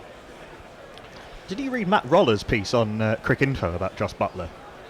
It's very I good. saw the headline, but no. It's very good. Yeah. So he's talking about how Buttler in his first year back in Test cricket he averaged 40 scoring at 4 runs and over, but basically as he's tried to play more like a Test batsman, quote unquote, his run scoring has dried up, and he's sort of caught between two stools in terms of his approach. You mean orthodoxy is too much for him? This one's wider and leaving Buttler even further, and a big leave. You see him getting out in very tentative ways in Test cricket. Not trying to score. He doesn't often actually get out trying to score runs unless he's with the tail. He gets out leaving the straight ball or sort of playing half defensive strokes. Yeah, I'm just looking at this Pope this one. I think it was a really good bit of bowling from Nortje. He's quite wide of the crease, angled in. It was beginning to swing away, and I think Pope had recognised the swing. He recognised that maybe if he jabbed at it, an edge was risky. So that's why it was such a late, Pope almost undone by his really good eye. But the bowler wins and cannoned into his leg stump off an edge. Buttler makes contact with his first delivery. He's driving it into the covers. It's fielded. Good full one from Nortje. He's got 2 for 82. Very expensive, but 2 in the final column will please his skipper. Half of his spells have been good, half of his spells have been terrible. It's a good spot that he went wider on the crease. Actually, I hadn't spotted that because it sort of drew Pope into that angle, into playing at a ball that he maybe might have been leaving, but it's a good ball. Yeah, I think it's, and he's a good bowler. Nortje, he's certainly a plus point for the South Africans. Can he get any more? He offers a wide one for Buttler, who plays a very good shot. It's a lovely square drive. Oh, there's a little whoop of desire there from Annie in the green room.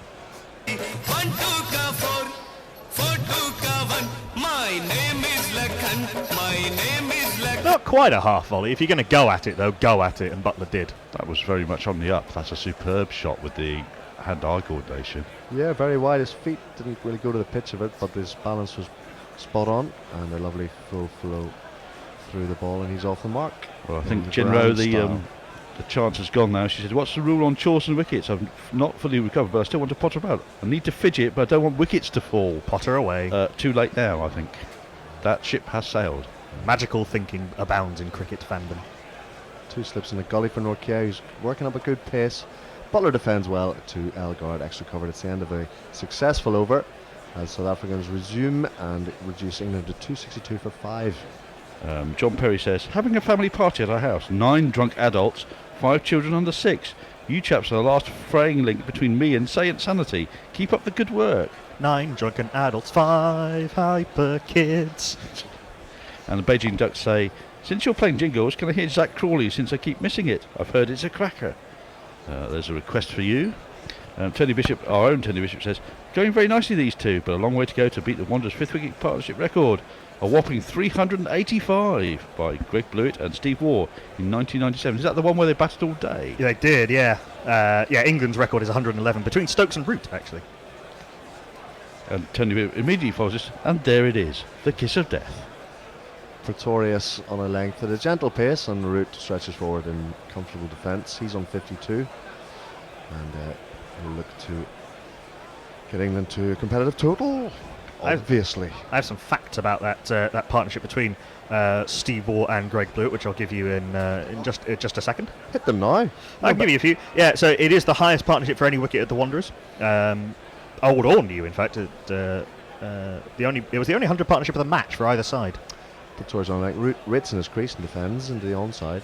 And it was the highest partnership for any wicket against South Africa until Kumar and Mahela put on 624 several years, 9 years later. Yeah. Greg Blewett's a bit of a forgotten man of the great Aussie teams, isn't he? He was a very stylish player, but you don't immediately associate him in that top 6. His form tailed off badly towards the end of his career, and then he got replaced, I think, by Damien Martin. One punter, pretty much.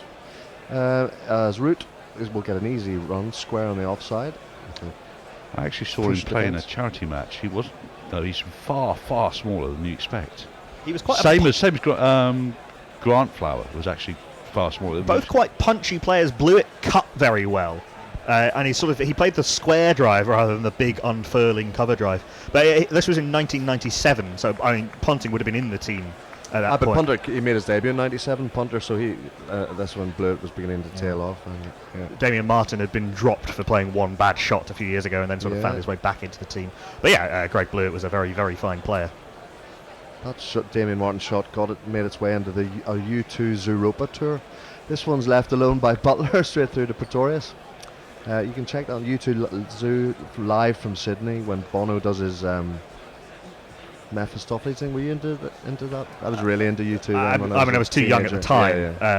I quite like U2. Most of my favourite U2 songs are from the 80s. Yeah, and he's flipping all the channels, the devil, and then he shows that famous Damien Martin dismissal. Damien Martin trying to hit the winning runs, basically, but hitting the ball straight to point against South Africa, and then didn't play for another 7 years. Pretorius is getting a nice bit of nibble away from Josh Butler, but he leaves it with good discipline. Our very own affiliate, Umpo, says, look who I bumped into, and sends us a picture of him and Ollie Pope. Lovely. At the ground. And the beard is resplendent. I met Ollie Pope at the World Cup semi-final in 2015 in Sydney. And Arthur Patricia says, the rarely seen commentators curse. Well bowled. Messages comments on the same thing. He says, hashtag Bishop takes Pope.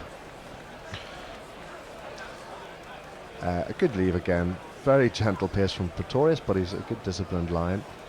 Butler scratches his guard and will go down to chat to his skipper with England 263 for 5. And Messages responds to that very nice photo of Umpo and Warwood Pom saying, are we doomed or are we laughing loudly? We're watching Are we cricket. human? Yeah. Or are we dancer? Someone's got the bins. Is that Bairstow again with those very long lens bins? That make him look like a child. I used to take binoculars to cricket. Oh yeah, you have to. I don't anymore, generally, but my first ever test match I went to, I took a gigantic pair of binoculars. Okay. Norkia, with his dander up, begins to trot in. And down the other end, Joe Root is pushing him into the gully on the bounce of Wuma Fields. And Norkia, expensive, but bristling with intent and menace. And that's what you like from a big quick. View from the Blues comments that there's not many people in the ground. It says, even the Barmies won't brave the Joe Berg muggers. Not many in. Well, I think it might be the weather more than anything else that's probably delayed people going to the ground. And also the fact that South Africa aren't winning. And speaking of the Barmies, perhaps you mentioned this yesterday after I left, but it's a significant game for them as Norkia pulls a full one on middle stump, defended by Root up to mid-on. Yes, one of their number is soon not to be of their number. Yeah, a man who won't be on my team's pub crawl today, which he's very sorry to miss because he loves a pub crawl.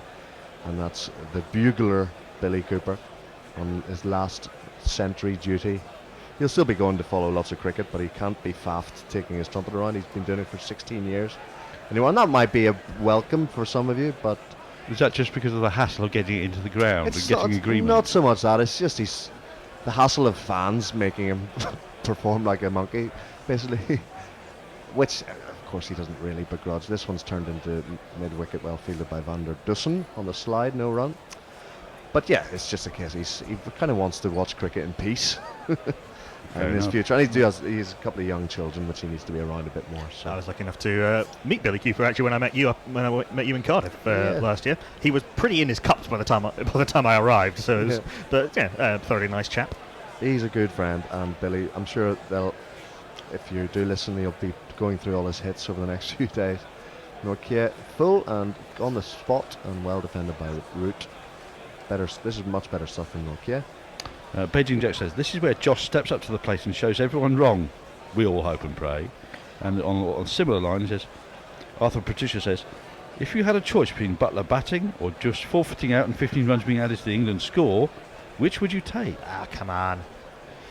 I think that's a no-brainer. But Butler can be very useful to England and has been very useful to England. He may never dominate like he does in one-day cricket, but there's something in there. Bumper that's outside off stump and Root can sway inside it, but it was banged in with a lot of intent. That said, I would absolutely have folks batting at 7 and keeping in Sri Lanka. Yes, definitely. Yeah, possibly onwards. Probably onwards. Tony Bishop has apologised unreservedly to the Pontiff for his dismissal. Mpo has responded to us. He says, both. It is doomed and we are both laughing or smiling. Root waits. Root edges and Root is dropped by the Plessis. The one slip and it was a sitter. He got another grab at it. It looped to him and it was full. Root was driving at it and that's shocking drop from the captain. Nortje doesn't want to look at him. He grabs his hat. It's a huge life for the England skipper. He even added a single to rub it in. And he's grumpy about something, but you're still there.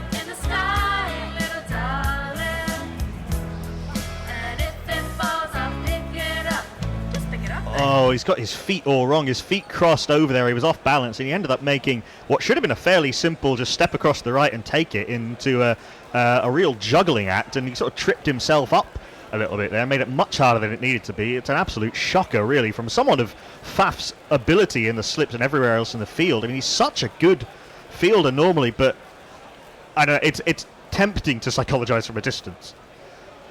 Yeah, maybe is it because he was sort of 1.5. He was the only slip, so he was a bit wider at first, and it went to his right. So then he crossed his left foot over his right, and like you say, his balance was all wrong. He had more time than he thought. He just it was an absolute goober. You're told, and I'm trying to think of another example. I guess as a sort of football goalkeeper, you're told to sidestep rather than cross your feet over. So you take a little sidestep there, sort of, and then set yourself.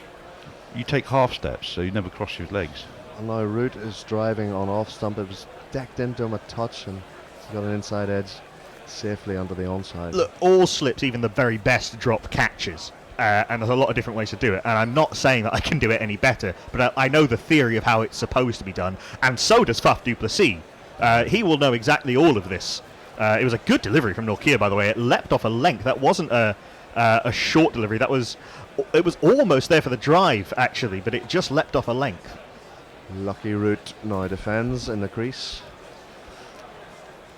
And you're right, Faf had more time than he realised. Yeah, it was a loopy easy. It was the one you dream about as a slip, the way it just, you see it all the way. It traces a lovely parabola. It comes to your hip level. It was a nice easy height as well. It was sort of waist high, but wide. And that was the only issue. Well, he wasn't. But to his good side. It's slightly to his dominant side. Yeah. Actually, sometimes when they're right in at the body, that can be more tricky. Well, he's still there. He hasn't moved himself as Root defends right out of the meat of the bat, back down the pitch to the bowler, Pretorius. He's a little bit narrower for Pretorius. I think the reason he's gone wider is because Root plays a little bit outside his body, and also Quinton de Kock has such a range that if he goes a bit wider, he wants Quinton de Kock, and Quinton de Kock wants to go for everything. So you give him enough room. You say anything that Quinton de Kock can get to, that's his catch. Anything wider than that, it's my catch at slip. He was perfectly positioned, and he put it down. Ravi, the heavy roller, says, as much as we're happy that our visitors are 5 wickets down and 250 plus runs, looks like a gargantuan total for the current South African batting order. My level of optimism has run dry. Well, that's very negative on the first session of day 2. Well, that drop won't have helped his mood. As Root collects another single into the onside, it was half stopped by mid-wicket. He clipped it neatly off middle stump. And Huge Spinner talking to Messages and Mpo says, laughing at your impending doom, definitely the way to go. And Messages replies with, when guerrilla cricket is your last link to sanity, you know you're in trouble. Butler's defending with a beautiful high elbow and straight face of the bat into extra cover, really pinged off the middle, off the back foot, but was well fielded, and he stays on 4. Root to 55, dropped on 53, and of course I was just thinking, you know, Root has this notorious issue of converting 50s to 100, and you know, with the loss of Pope, Root will be obviously extra desperate to convert. Genero's responded. She says he has a chance to do so. He's now. Oh, this one goes through. Butler, who was driving, beats his inside edge. Bit of a loose drive, and Pretorius, who's bowled tidily. No reward for him, but none for 22 off 7. It's the end of the over. Tweets. Genro says, cricket is my chosen venue for magical thinking. It's a much more pernicious factor elsewhere. John Perry says, very true, but at the moment they are really the only thing preventing me from the kind of action that is my neighbour saying, well, he always kept himself to himself on the evening news, following his rampage. Messenger says, things you don't expect to hear on Guerrilla Cricket number 37.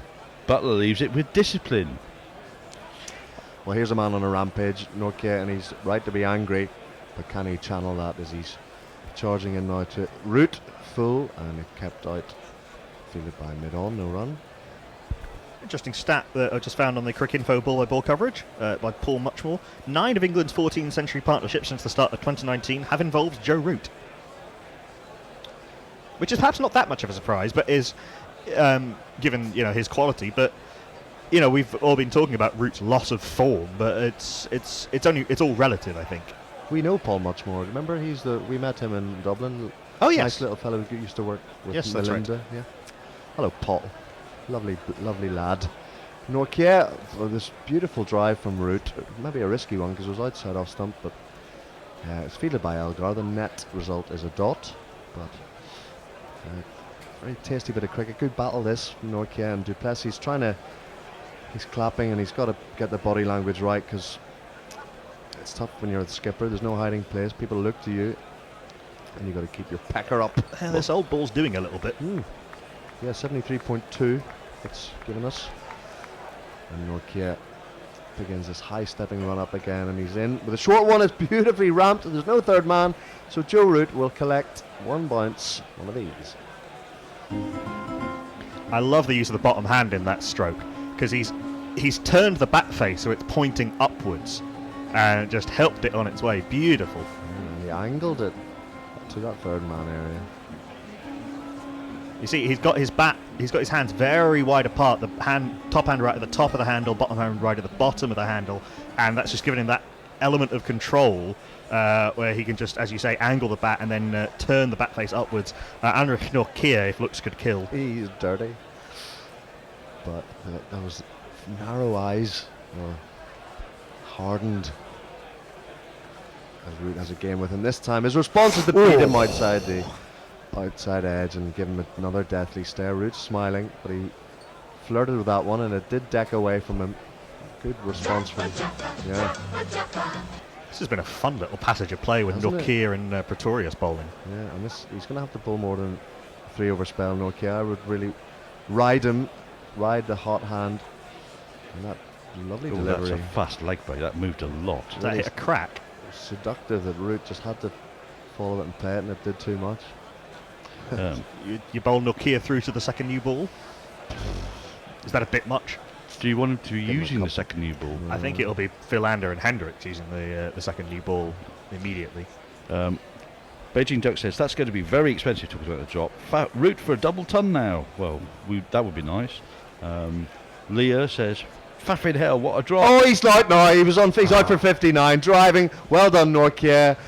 Away from his body, it carried through. De Kock took a nice catch to his right. Fafa was out of the game, and Nortje has his man.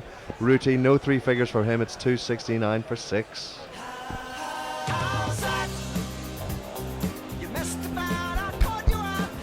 Bit loose from Root, but it's hard to say that wasn't deserved for Nortje. Yeah, it's fast, it's quick bowling, and that will always, when you're quick and you're challenging that corridor, bit of bounce. This is a classic Wanderers wicket.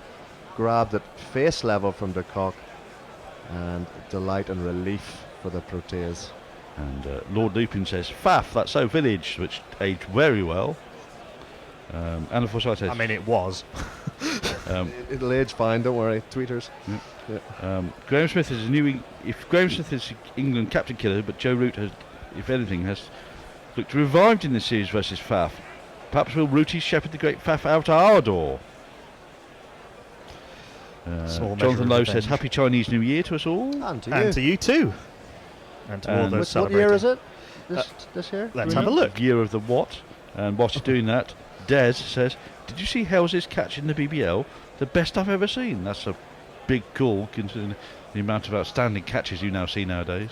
I did see it. It was one of those. It was a boundary juggler where he had to dive back across to get his own rebound. For a guy who does drop the odd catch, Alex Hales, it is the year of the rat, or as someone was saying on Twitter yesterday, the year of the Virat. And Mrs. Fink says, Happy "Morning rats, all." Everyone. Morning to you. Who's that? Mrs. Fink. And to the children Fink and Mr. Fink and the grandparents Fink. Good morning, thinkers all. That wicket of the England captain brings the spawn of Satan to the middle. Is he a batter or bowler? Sam Curran. What's his distinguishing feature? Sam Curran. His dad's from Zimbabwe. Sam Curran. And he's beloved by Liz Yates. Sam Curran. Yeah, the 21-year-old in his 18th test has become fixture in this side. And You look at that stat and you think, wow, 18, 20 tests before you're 22. Yeah.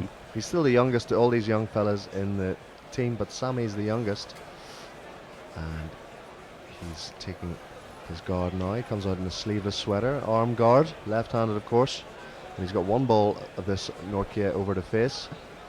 And he's steaming in, gives him some width and goes after it, and he's edged it behind. Sammy, you silly fellow. Nortje is pumped. He'll be on a hat-trick when he comes back. 90 mile an hour. And that was clever because Sammy is loose outside of stump when he first comes in. And England on the rack a little, 269 for 7. You silly little boy, what on earth were you playing at? Oh, he's been suckered first ball. It's just that tempter wide of off stump, and he's had a horrible thrash at it. His feet went nowhere. De Kock was so delighted he almost made a mess of it. He sort of gathered it clumsily to his chest. He almost Herschel Gibbsed it. Yeah, but Nortje followed through with a huge fist pump. And Sammy's dejected. Another first baller. He's had a few of those. And wow, this game has changed. And of course, I says, things you do expect to hear on Gorilla Cricket. I would just ride him. Yeah. Yeah. Beijing Ducks say, I would.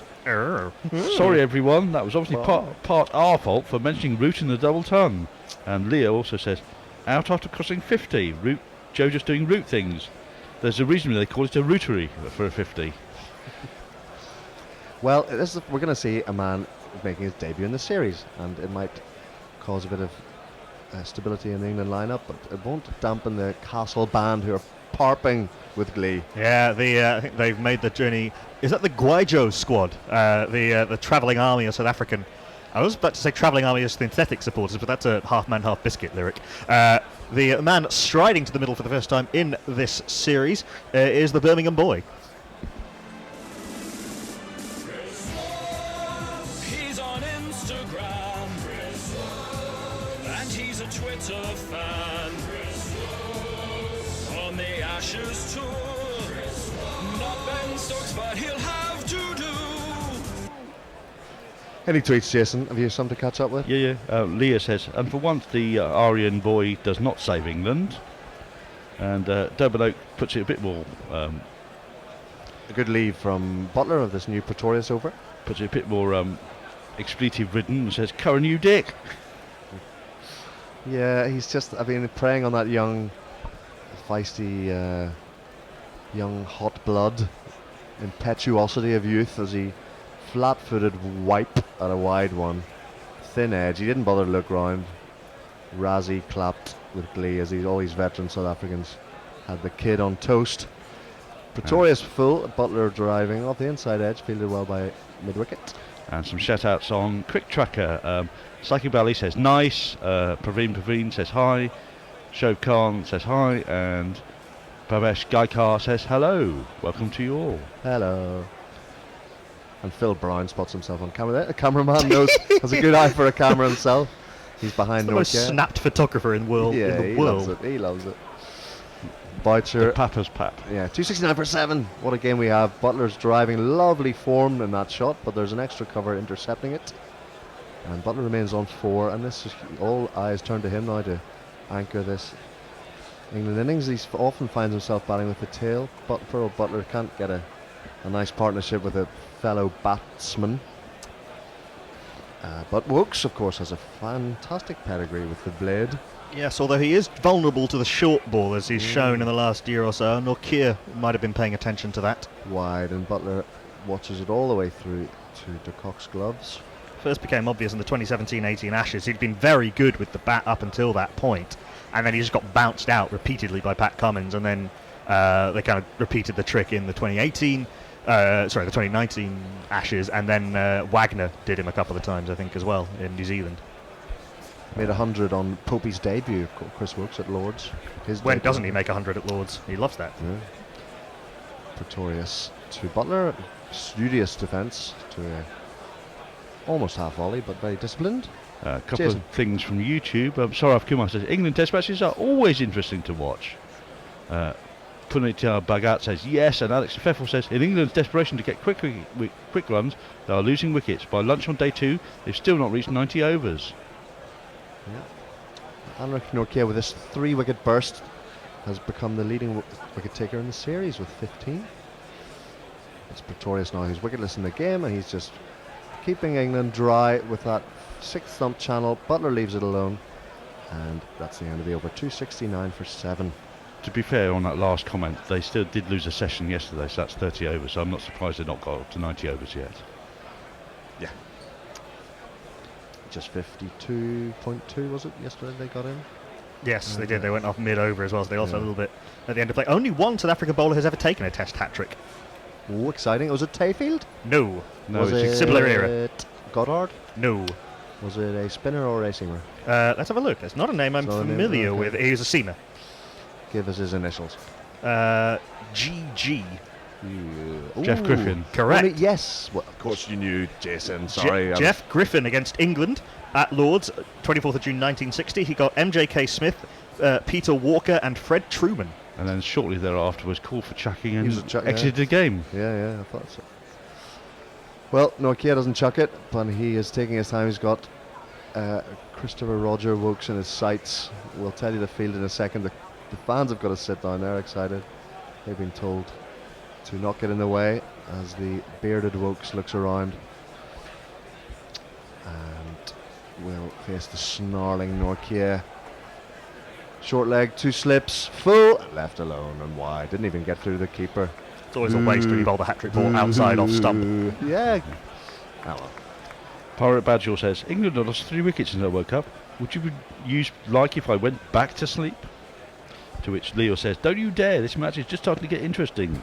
I was just about to say that. England being bowled out for 300, 320 or so could make this game really, really interesting.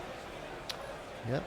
It's interesting enough for 3 new commentators to come in at the end of this over, you would hope. As the big long wristbands on both forearms for Nortje. Bright sunshine bowls, good pace, but outside off stump and Wokes is leaving. 145 Ks he's at. Anna Forsyth says, I don't like this Nortje fellow. He seems to be really quite good. Oh, I do like him for the same reason. It's a bit harsh. Yeah, he's really interesting. He's test. I mean, I heard Mark Nicholas this morning describing this attack as essentially it's a good county attack. It's a Curry Cup attack, not a test attack. But whereas Nortje, I think, has test class in his nascent career, and he's running in a good rhythm, and he's making Wokes play, defending on the back foot up to mid-on. If they can get Rabada, Ngidi and Nortje on the pitch at the same time, that's pretty tasty. Yep. With maybe Pretorius and Maharaj. Yeah. Well, no, I don't know if Pretorius is... But as that sort of seam bowling all round. If he could get more runs, Pretorius could make his worth in the side. I agree. He's a decent cricketer, but he's not going to empty the bars. No, certainly. But he's one of those players who could be sort of quite useful for a team. Wide of the crease, and Wokes goes the wide drive. He'll get a run. It's half stopped by Elgar, and he was in decent position to play that shot. Wokes. He got his feet and his head out towards it. I get the feeling they need to look at their batting more than their bowling. I think their bowling stock's actually reasonably good, provided they can get them fit. The batting seems to be a bit fragile. Yeah, I mean, some people need more experience, I think. Yeah, but that's it. You've got to kind of pick a group of players and stick with them. Of course, Aidan Markram is injured, so he could be an option somewhere at the top of the order. And there are guys making runs in the franchise stuff as well. You see that Anrich Nortje is swinging this old ball about twice as much as he was swinging the ball earlier. He's in again, full, and nicely chipped round the square on the onside for Butler. His second scoring shot gets him to 5. I suppose, and the elephants are in the room are your Kyle Abbotts. No, Annie, sorry. Annie's And he's lurking. Oh, you but mean all the It's Colpacks? the so they're Sorry. having to replace these quality guys. Abbott, Olivier, Villiern. And the recently retired Morkel. Villiern. Villiern was a bit of a slab. He flashed. Yeah, he flashed with promise, but Delanga was another one. But they've got all these quick bowling resources that they get through at quite a high rate for various there's reasons. a couple of uncapped seam bowlers who'll be making their debuts in the ODI series who are quite exciting. Luto Sapamla in particular. Look out for him. Norkia finishes this over by banging one in. Wooks defends it comfortably enough. I'm going to take a little breather, and you'll be hearing some lovely familiar voices very soon. First of whom is Rihanna. Yep, you owe us all right.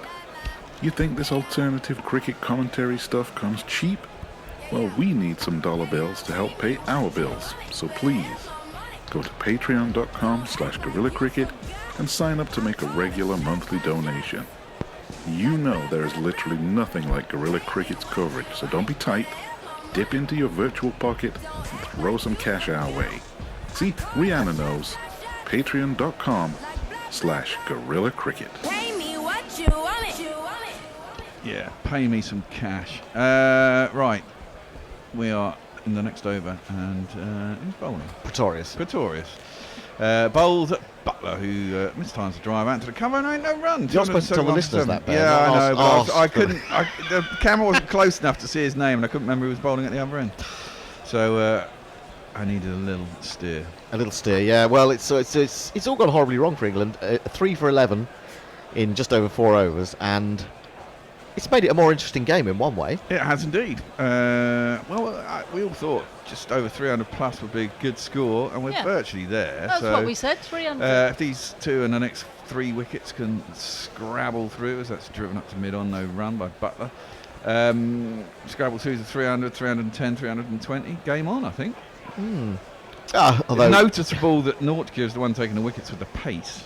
Yeah, but I don't think he's had to work that hard, to be honest. I think Root's shot was awful. Curran's shot was even worse. Yep. Root just got complacent. He's playing those little uppercut shots, and and then he just didn't move his feet at all. Pretorius in, clipped. Ooh, off his pads by Butler. Very fine, and it's going to run away to the boundary. That's 4 of those runs that we require. He's perfect. Oh, in he's every perfect way. in every way. 2 + Except 2 his is voice. He's married and he's got kids, isn't he? Well, he's certainly married. I don't know if he's got kids, has he? I think he's got a kid, hasn't he? Really? Already? They haven't been married that long. I seem to remember the... No, people get married after having kids these days. Well, yeah, that's fair point. But I don't remember seeing the kid on the stag night in Amsterdam. No, I don't. I doubt the kid was on the stag night in Amsterdam. That'd be very true. Yeah, I'm wise. Especially on the stag tees that I've done, Jesus. Left alone outside the off stump. Through the keeper, no run. Didn't take any of your children on a stag night then? They weren't born. No.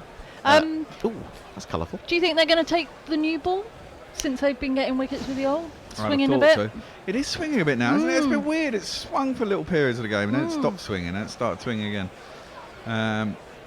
Well, that is Joburg. It can swing at times quite significantly. And then just stop just as much. Must be something to do with the atmospheric. Ooh, very full ball. Butler goes to drive it, gets an inside edge onto his pad. Goes nowhere. Hands on head from Pretorius. But no wicket, and England's still there. Yeah, Root annoys me these days. Me Root too. I think he annoys annoys everybody. I doesn't mean, he? he's so much better than getting out when he did today. And he, irrespective of this thing of converting 50s into 100s. I don't know, he just looks a lot more scratchy at the moment. I mean, even when he's getting runs, he was dropped only a few minutes before, wasn't he? Yeah, Pretorius in bowls, wide outside the off stump. Butler lets it through to Quinton de Kock, no run. And I really don't. I mean, I was thinking to myself as I was watching that partnership develop between him and Pope that Root has always been the batsman that I would choose to watch in the England team, but actually I'm preferring to watch Pope. Yep. Than Root now. Lovely, actually. Well, that's what I was saying. I mean, he looks like a master, sort of outplaying Root, wasn't he? He really was. Yes, absolutely. He looked the better batsman. Yes. Strange. There's a rather nice-looking young lady with a rubber ring, not with a rubber ring. What is it? Inflatable ring around her waist. Yeah. What's that all about? Trying to get on the TV, maybe. Oh. Yeah. Oh yes. I've got a few tweets. Mhm. One from Mike Phillips saying Root and Pope motoring along seemed like a good time to pop out to get a paper. Returned to find we're 7 wickets down. I blame the Guardian. In fact, I think you read that out. I read it out in the didn't Green you? because I enjoyed that one. Yes, absolutely. Don't blame the Guardian. It's the only decent paper in this country. Oh, the eye's quite good, I have to say. Well, okay, I don't read that. Durban Oak says the wicket is like yesterday, flat, then starts doing a bit after a while. Yeah. It's true. It's weird, mate. But I have the roller on this morning. Now, that was a question I asked in the last test. Pretorius. No, sorry. Bjorn Hendricks is around the wicket to Wokes. He drives that pleasantly. He's got a good drive on him, and it's raced away past Fernanda, who was at mid-off. He couldn't catch up with that. It's 4 runs. Wokes has moved to 5. Oh, yeah. That's a good one, isn't it? Yeah, I like that. See how well I did that? That was perfect. Brilliant. Thank you. We've got a new bowler, in fact, haven't we? It is indeed this man.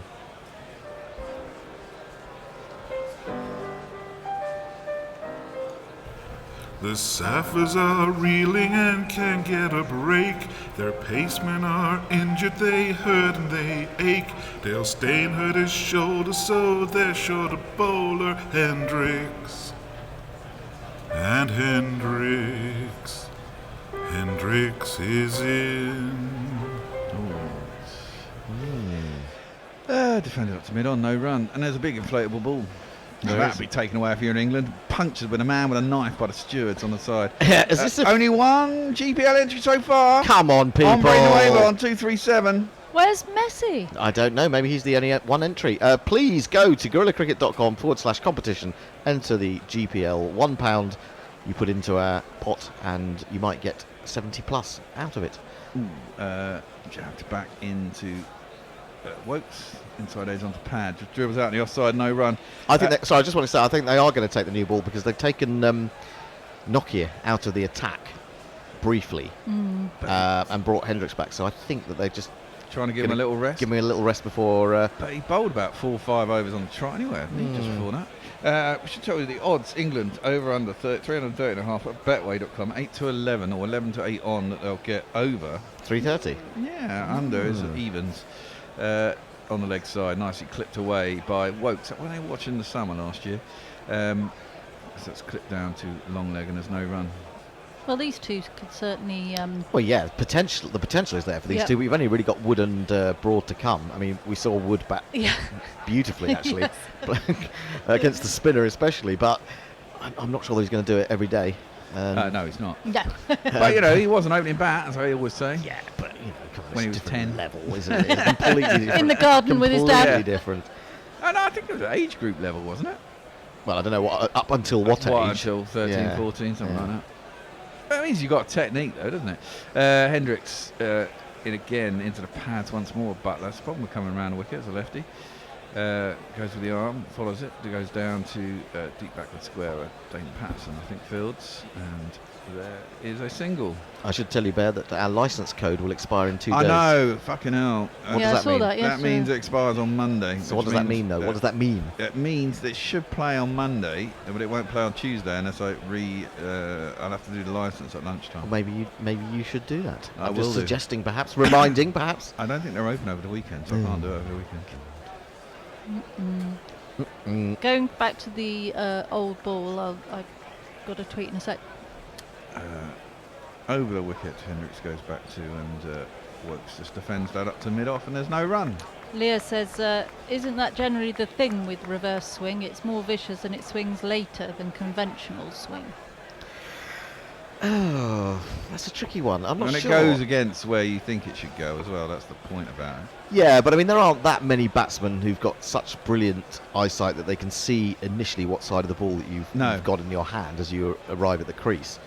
You know, you're talking in incredibly small units of time. Yeah. To actually see. But that's that ball why coming Jimmy down hides it when it is. Well, yes, swing. yes. I mean, you might be able to spot it as he runs up. Exactly. You want to know which side it's on. Played late by Butler. I'd say fairly indecisively, but managed to get it out to Gully, and there's no run. Anna Forsyth says Joss has a very cute, chubby baby girl, ridiculously good-looking family. Oh, really? Oh, okay. Who's his sorry. missus? Mrs. Butler? Yeah. No one famous, Bear. No? It's not. He's not a KP having to marry, a super pop star. Oh, okay. So it's disappointing. He's dust. Really? Not really. Full and driven. But up to mid-off. Philander was fielding, I think. He's really done not a lot this test, does he? Or the last test, Philander. Do you think he's virtually injured and they're just letting him go on sort of retirement tour? Who? Butler? But no, Philander. Yeah. Don't know. You'd think he'd bowl more, especially as, he bowled him into the dirt. It's his last game. Yeah. Pretorius in, defended nicely this time by Butler. I don't want him bowled into the dirt though if he's coming to join Somerset. No, I want him all fresh and. I'm not worried about Somerset. Yeah, I know you're not cares worried about Somerset. county cricket. I mean, for goodness' sake. County cricket matters, No, apparently. Oh, it does. Yes. Where is it? Where is it? You didn't bring it in. You didn't bring my magazine in, Hender. Oh, sorry. Sorry. It's okay. We got next time. We got this. We got Ben Stokes. Ben Stokes. Duncan Hamilton worked. Did he? Left alone outside the off stump by Butler through to keeper, no run. So how many people worked on that book? Because it's Richard Gibson, I think, has got the credit for the sort of ghostwriting of it. Oh. From PA, I think it's PA he works for. Pretty sure that's in the intro or in the forward that says Richard Gibson. I understood that Duncan Hamilton did that. Maybe I'm wrong. Maybe I was looking at a different book. I may be wrong as well. Pass me the book, Bear. He said pass him the book, Bear. I'm passing the book. I'm trying not to spill my coffee cup whilst I do it. Full and straight and clipped nicely by Butler, but without much time to Van der Dussen, who's at mid-wicket. No run. England 281 for 7. Ben Stokes with Richard Gibson, it says in the intro. Yes. So mainly Richard Gibson. Maybe Duncan Campbell did some background as well. Yeah, maybe.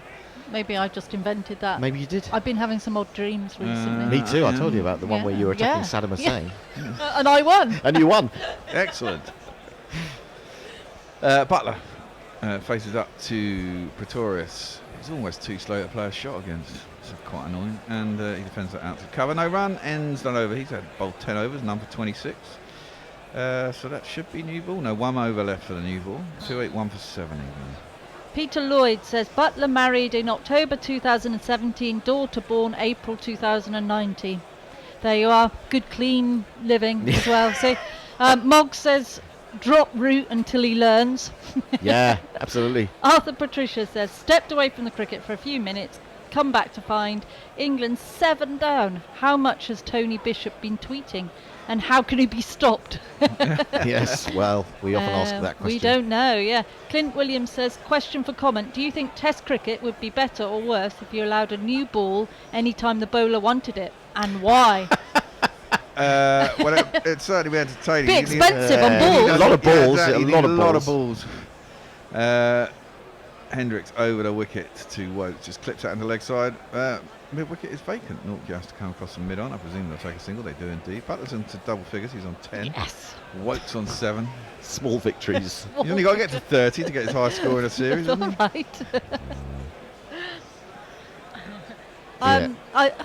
Actually, balls are really expensive, aren't they? Cricket They are balls? quite expensive. Certainly the good ones. The Duke's professional balls that are used for test matches are about 50 quid a pop, aren't they? Yeah. RRP. But you're having a new ball every over, it's going to be expensive. The tickets ICC will can go afford up. it though, can't they? ICC can afford it. They could do that instead of supporting you wouldn't want associate members. You wouldn't want one every 10 over. But, I mean, you probably, because it might make things more interesting if you could have one after 50 overs, say.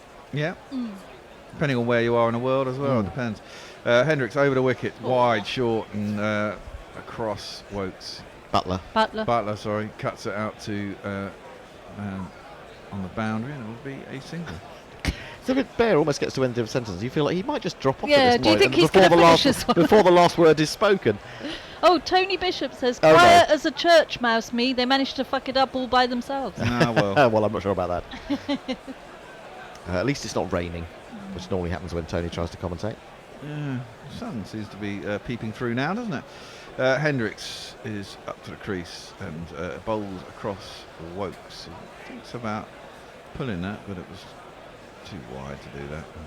Leads it through to Quinton de Kock, no run. Yeah, I mean, he fetched that from a long way. He certainly he was would in have done, position. wouldn't He saw it he quickly saw enough. He thought about it, didn't he? But well, he do seem to be getting more swing. I mean, they've had a lot of these bloody graphics along the bottom, and how much swing did he get yesterday? Yeah. How much he got today? And they've all got a hell of a lot more swing today. And I noticed in that last over, even though it was quite slow by Pretorius, he was definitely mixing it up between the ball that he was trying to get to go away and the one that didn't go, trying to double bluff the batsman, I guess. Defended by Wokes nicely up to mid-off. Fernando Fields, no run. And you'd think with swing, surely you've got to give it to bloody Fernando, haven't you? Yeah, well, I'm pretty sure Fernando... I mean, I presume he'll get the new ball. He'll get the new ball, I would imagine. Yeah. The other thing is, I think this pitch has got slower. I mean, maybe it's to do with the ball and the fact that the shines went off the ball a long time ago.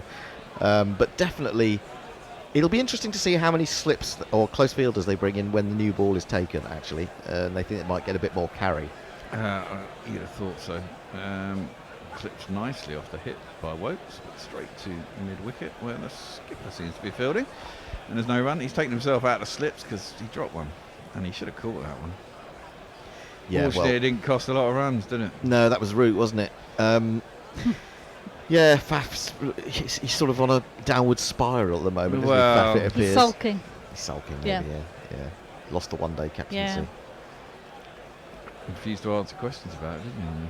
Yeah. You can't ask questions about that. Hendricks in, that's clipped again nicely off the pads by Wokes, but again straight to Faf to bless it, mid-wicket, no run. And that ends Hendricks' 19th over. The new ball is now due at 283 for 7, England. And will they take it? Will they take it? I'm going to say hello to a few people on Crick Tracker. You do so that. I have Soab Khan saying hi. I have Bavash Gaka saying hello. I have Raj Hassam saying best wishes. And I've got Joseph Ramka saying good morning from Trinidad. Hello. Good morning, Trinidad. I feel like should we give the royal wave? The royal wave. The royal wave. I think we give the royal wave. Well, we could all be members of the royal family. We could. I mean, if Ditch can be. Well, exactly. On Twitter, I've got Leah saying, I want to see that beach ball molest someone in an elevator. And apparently that's a Dark Star reference. Yeah, well, it's not Yeah, not one I recognise. Yeah. Pretorius in cut. And he didn't take the new ball straight away.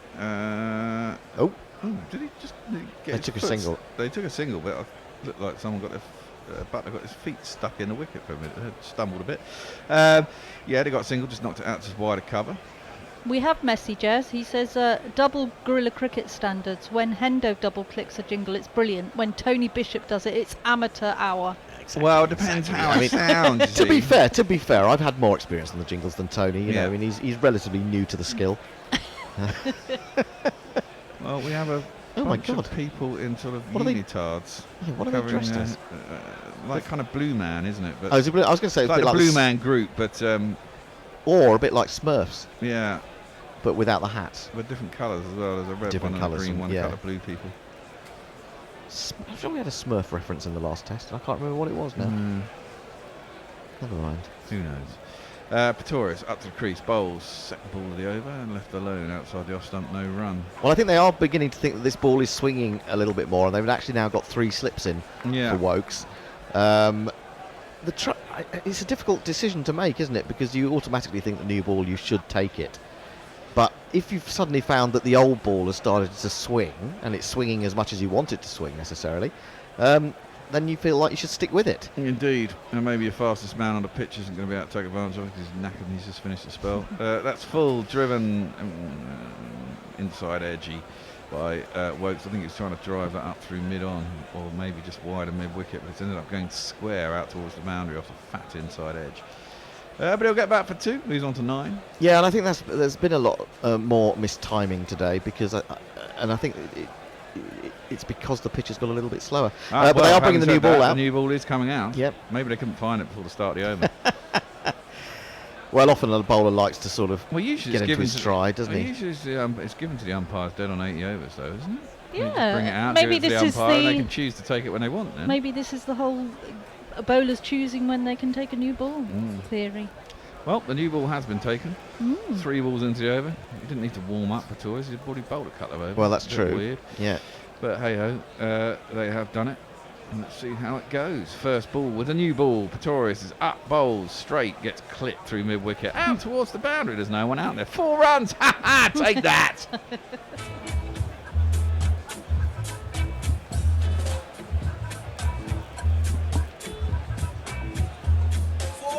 And now England move on to 290 for 7.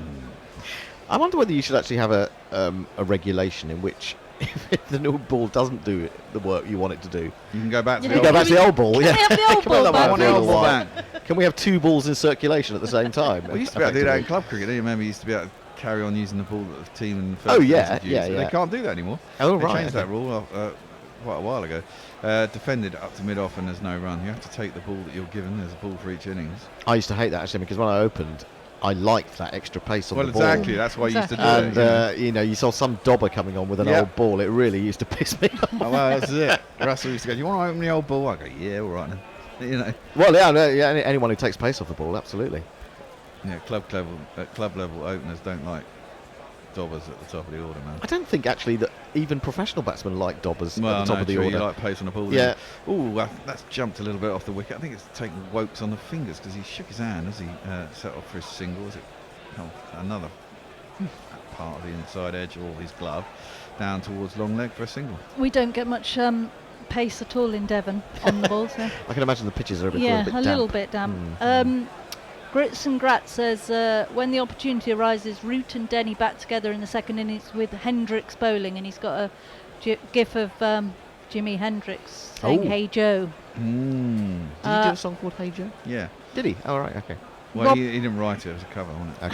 Okay. We used to use it for Joe Root's jingle. Did we? Yeah, but it kept getting picked up by YouTube, so we stopped using it. Yeah. Fuckers at YouTube, sorry. I mean, Hendrix is dead for Yeah. many years, so copyright should have. No, copyright runs out after 50 years, but Oh, you 50 can years, well, yes, that's why I was that's telling you that story. There was a story over the Christmas period. I think it was coming up to New Year's Day. Hendricks in, goals full and defended by Wokes up to a wide mid-off for Lander Fields, and there's no run. So just before midnight on New Year's Day, apparently, on New Year's Eve, sorry, there's some old sort of recording, studio outtakes and stuff, owned by some record label of really early Rolling Stone shit. And after 50 years, you're right, copyright runs out. But if it's in use and can be monetized, then you can extend the copyright. So just before New Year's Eve on YouTube, a whole load of really old Rolling Stone stuff appeared on YouTube. Oh, offended at. Hendricks bowling across Wokes, doesn't move much, and he just defends the line. It just beats his outside edge through to Quinton de Kock. There's no one. So they put all this stuff up, and it's literally on there for about an hour. And then it went into a private YouTube channel, so then no one else could access it. How bizarre. Yeah, well, it's just so they could extend the copyright in case they wanted to use it and stuff. Because it's Rolling Stone, so it obviously has monetary value. I was getting my legals completely crossed there actually because I was thinking of copyright and libel at the same time. Slightly different. Hendricks, full driven, not very convincingly by Wokes, but it's squirted out through a point. There's no one out third man anymore. And he get himself 4 runs. He moves on to 18.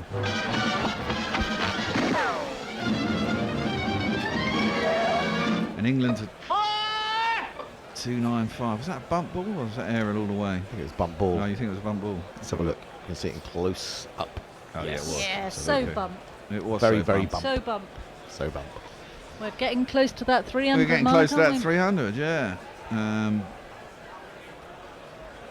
up to, we've got lunch on day 2, haven't we, in about, 15 minutes or so. Oh, another one that comes. Jumps a little bit at Wokes, catches inside half of the bat, and goes out to square leg with Patterson as fielder. You wonder if Wokes might be quite good on this wicket, to be fair. He's got very high action, hits the deck quite hard, gets his arm behind the ball. Is it the last over before lunch? Oh, okay, it's the last over before lunch. Oh. I thought lunch was 1 o'clock. I thought it was on 45 Oh no, minutes. you were getting a shorter one, weren't you? We were getting confused. Oh, yeah, well, you In always fact, do. you should have been on a lot earlier. I think that's where we got confused. Oh, really? I think you should have been on about 20 minutes before you were on. Yeah, Oh. but Yeah. you were happy with that, weren't you? Yeah, Yeah. you were sleeping. Yeah. I wasn't sleeping. What are you on about? You were doing something. No, I wasn't. I was watching the telly. Another edge by Butler this time, and that scoots through the slips. Du Plessis. I don't think it was a catch. I think it dropped before slips anyway. It went through Du Plessis and down to the third man boundary for another 4. 300 up. 300 is that? That was my line, Hendo. Don't jump in. Sorry. sort of thing you say to me. Well, I was worried that you might have drifted off. They just had a big shot of 300 on the screen. Well, I think I would've He got managed that, to see that. That doesn't mean anything, Bear. Yeah. Where we're on Butler, Leah says, fun fact about Joss Butler, Aravinda de Silva nicked his pen when Joss was about 9 years old. Explains a lot. Oh, left alone on length. That one went through and taken by the keeper, no run. Yeah, there's just a bit of extra carry there, wasn't there? That may 26 GPL entries. all Oh, of a sudden. brilliant. That's That's coming at the end. fantastic. You can find out who I they will. are. I will. I'll have a look at that. I think that's going to be lunch, isn't it? They all look like they're Yeah, it wandering does off. look. There's a fist pump between Wokes and Butler, and it is lunch. While you're looking, I'll do some You have tweets. to refresh it. Mike Mehall Wood says, while this spend from Nokia has been superb, is it the sort of thing that England might not be too worried about seeing? No. A la Spinner taking plenty to prove that there is a turn in pitch. I can see England backing Wood to get something similar out of this. Well, I Yeah. agree, and I think that at times South Africa have been a bit underwhelming when they've been bowling. I mean, there is clearly a little bit in the pitch, and it's days 1 and 2. And at times they've really not been concentrating on their job. And yesterday morning being a prime example, getting through to lunch, England looks totally at ease. And at other times they've really got themselves into it, but they keep applying the pressure and then taking their feet off and allowing England to get away a bit. Which obviously suits England, but there is something in the wicket. You can imagine Wood's going to be steaming in if he doesn't get injured in about 2 overs. But I think Wokes has not had a bowl all series, so he should be as fresh as a daisy. Yeah, and he's going to come. He's still got some runs out there. I mean, he could still come in off a 50, and when a bowler's batted well, yeah, it gives them that little bit of impetus, doesn't it? Definitely. News on the GPL is that we have an extraordinary range of forecasts today. We have everything from Des at 218 to Des again at 345. Wow. In He's between, covering we've got some messy Jezzes. We've also got the Hombre Nuevo. Hombre Nuevo's just popped in for one to break up the Deses and the Jezzes. But break apart up from the that, Deses. we've got pretty much anything from 218 to 345. So it should be a lot of fun later when we're getting nearer the close of play, and the GPL will be well and truly alive, I think. Can I just do a couple more course. tweets? Yeah, So yeah. Tony Bishop says it's the same the whole world over. It's the poor what gets the blame. Yeah, well, very true. Martin Lawrence says, how did they work out the rule of the new ball after 80 overs? I don't know. I think they work. It used to be 90. It used to be 90. Yeah. It's just how, I think probably the bowlers complain and so the ball's too knackered. How many balls they can afford? Yeah. I mean, that 10 overs could make a huge difference to the economics of buying cricket balls. Beijing Duck says, Happy New Year. May the year of the rat be prosperous for all gorillas and listeners, especially English county cricket and Test cricket worldwide. Thank you. Indeed. And Leah says, damn, Dark Star is John Carpenter's debut film written by Dan O'Brien, who would go on to write Alien. Ooh, Alien was good. Didn't John Carpenter do that film about the haunted car? What was it called? Christine. No, Wasn't it? that was Stephen King. No, not the director of the film. The film. Yeah.